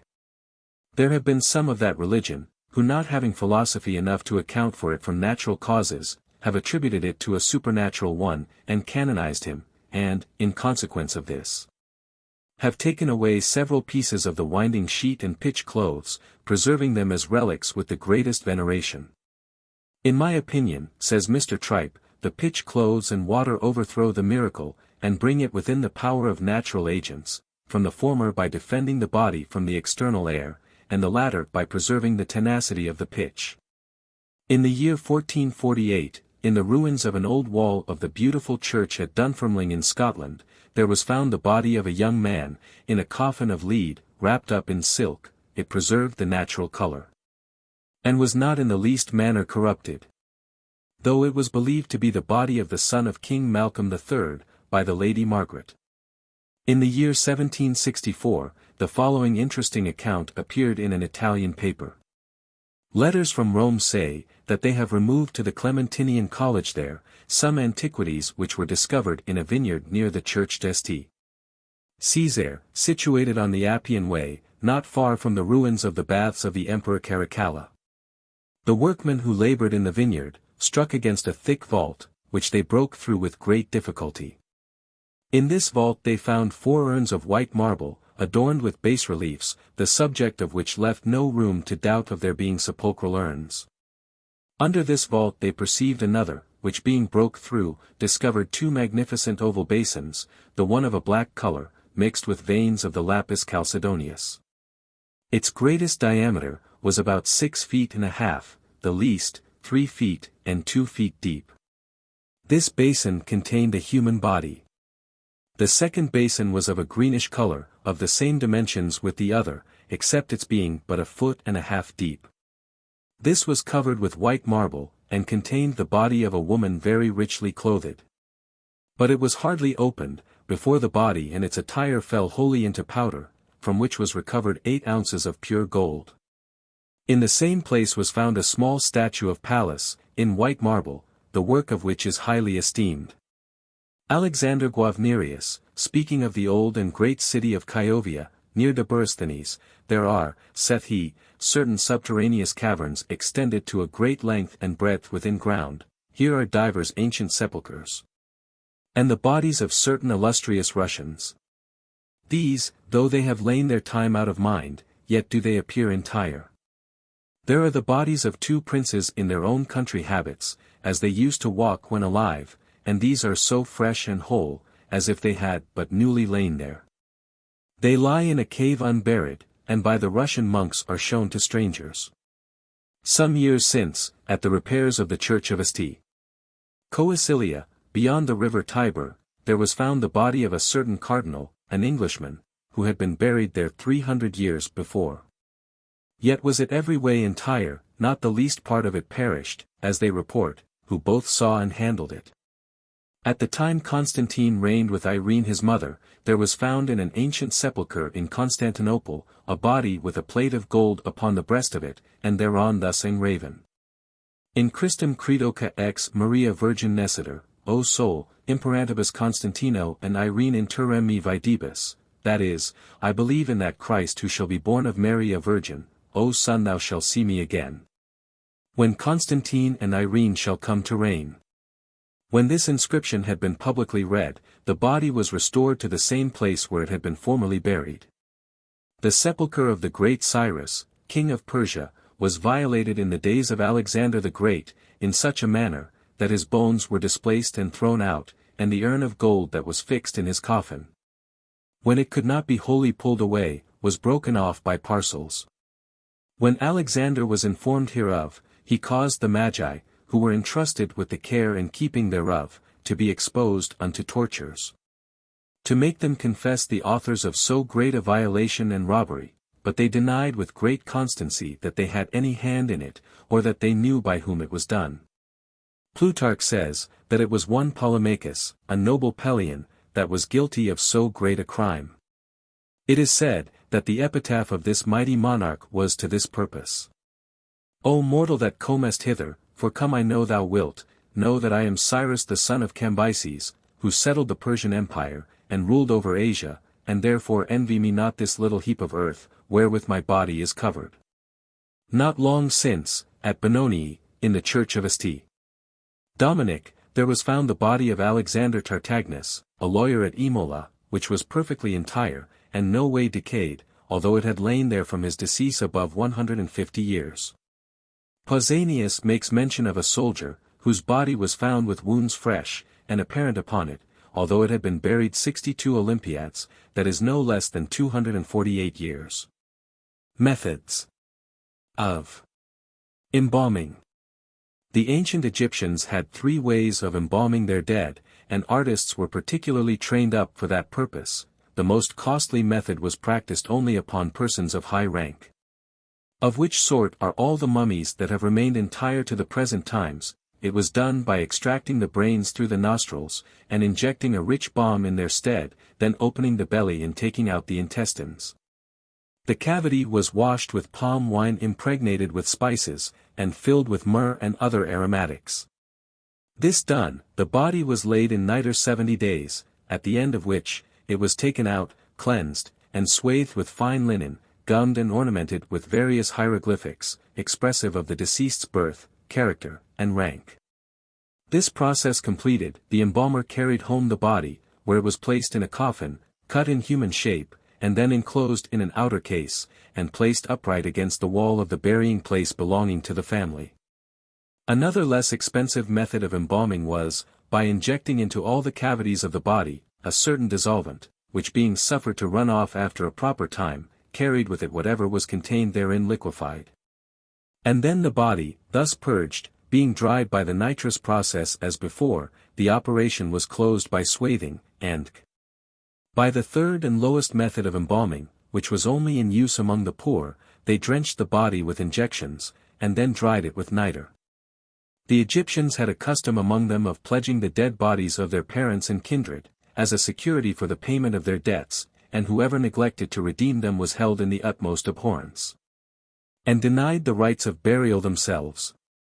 They paid extravagant honors to their deceased ancestors, and there are at this day to be seen in Egypt pompous subterranean edifices, called by the Greeks hypogees, representing towns or habitations underground, in which there are streets or passages of communication from one to another, that the dead might have as free intercourse as when alive. Finis. Index. Page. A. Athens, law there to prevent premature interment. Asia, dead bodies kept there several days before burial. Abbé Provost, remarkable circumstance attending. Ackland, Sir Hugh, and his brandy footman, story of Acilius Aviola, burnt to death, for want of being first examined. Arminius Eris, returns to life, after being apparently dead. Alexander, Dr. Story related by Aberdeen, remarkable affair happened there. Ancients, remarkable tombs and lamps of Attests, a town in Italy, lamp found there that had been burning 1,500 years. Austin, St. Lamp mentioned by him that continued burning 1,050 years. Addison, Mr., his story of the Rosicrucian lamp. Alice Hackney, her body found perfect after 175 years interment. Arthur, king and his wife, their bodies found after 600 years burial. B. Boy, remarkable recovery of after being laid out for dead. Benedictus, Alexander, his story of a lady buried alive. Baldock, master, resuscitated, after apparent death. Burying in churches and confined churchyards, danger of. Buchan, Dr. His observations on burying in the midst of cities.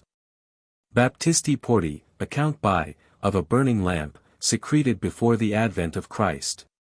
Braybrook, Robert, his body found after 262 years interment. Brydone, Mr. His account of a remarkable burying place near Palermo. Body found in a vault, curious particulars of. Benoni, church of, a perfect body found there, years after burial. Body buried 62 Olympiads, described by Pausanias. C. Cicero, his observations concerning the dead.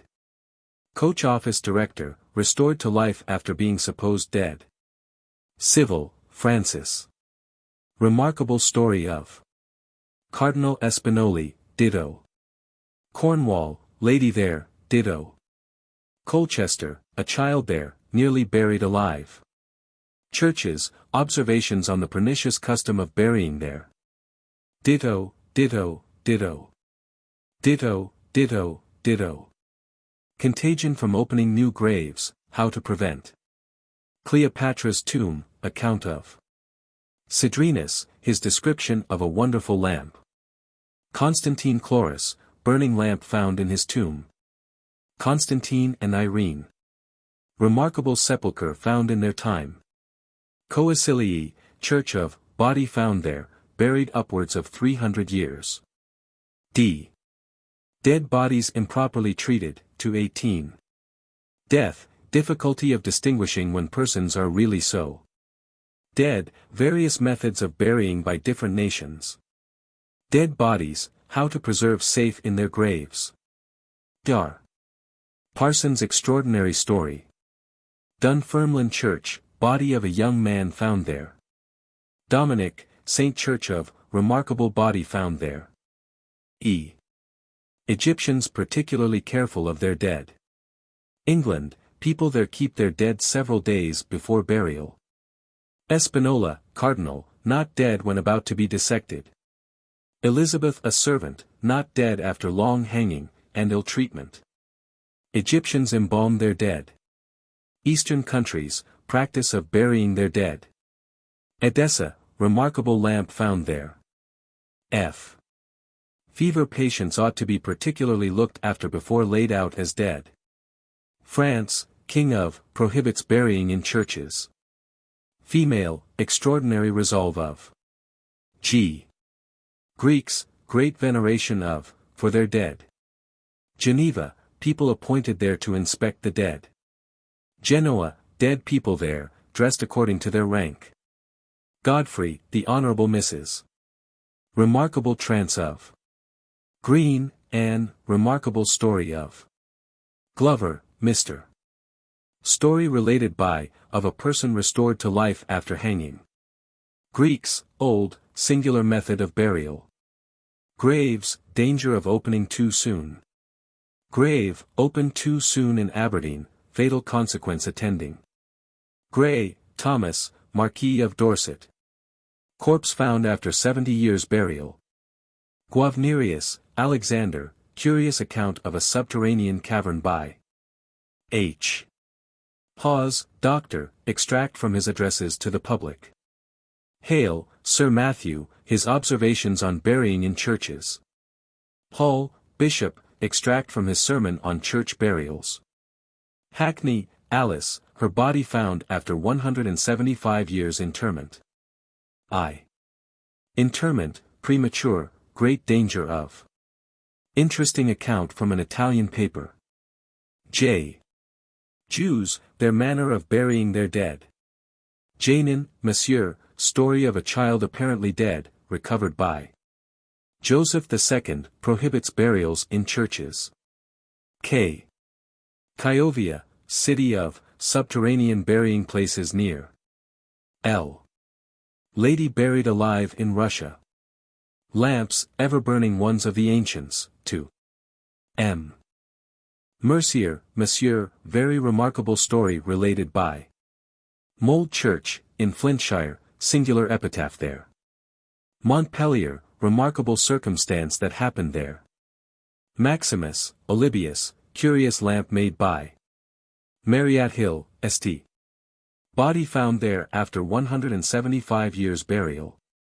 Magnus, Albertus, his body found after 200 years interment. Methods of embalming. N.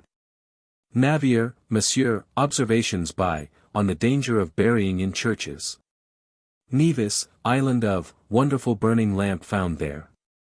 O. Olybius, Maximus, curious lamp made by. P. Plato, attention by him, recommended to the dead. Primitive church, washed and anointed their dead. Palace, remarkable burning lamp of. Philosophical transactions, body found in a vault, described therein. Pausanias, body mentioned by him. Found after 248 years interment. R. Romans, great attention paid by them to their dead, and 5. Rouen, siege of, remarkable circumstance happened there. Resuscitation, very extraordinary one, in Sweden. Russia, young lady buried alive there. Rechmatha Dole, buried alive. At Cologne. Reanimation of a female in Paris, supposed to be dead. Romans, method of burying their dead. Remarkable fact of Sumovin Theodos. Rosicrucian lamp, story of. Rome, remarkable coffin and curiosities found there. S. Syrians, their method of embalming. Spain, method of dressing the dead there. Syncope, sometimes mistaken for death. Schmid, Dar. John, story related by. Syncope, remarkable story of a person having fallen into one. Scrope, Sir Gervas, story of, related by Djar. Fuller. Sweden, remarkable occurrence there. Spain, lady there, returns to life under the hands of the anatomist. Sumovin Theodos, remarkable story of. Scripture, quotations from, against burying in churches. Story, remarkable, related by Djar. Parsons. Solomon, king, his servant's tomb. Sicilian convent, remarkable burial place there. Staverton church, curious particulars of a body found in a vault there. T. Turks, scrupulously particular in examining the dead. Trance, remarkable one, of the Honorable Mrs. Godfrey. Tatoriety, after being laid in a coffin for dead, returns to life. Tizot, Djar. Story related by him of a girl returning to life, after being long in the water. Tausak, Mr. Case related by, of a man recovering, after apparent death. Tomb of King Edward I, interesting particulars of opening. Turks, their burying places, rendered handsome and agreeable. Tombs. Fatal consequences frequently happen by opening them too soon. Tombs, remarkable ones of the ancients. Temple dedicated to Venus, burning lamp found therein. Tripe, Mr.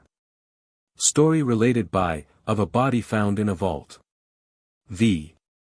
Vesabi, physician, to Philip II.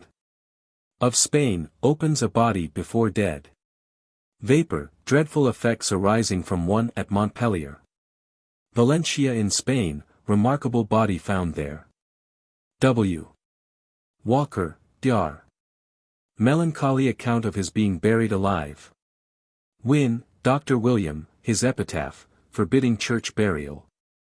Z. Zacchaeus, Peter, remarkable story, related by. Plummer and Bruce, printers, Love Lane, Eastcheap. Transcriber's notes.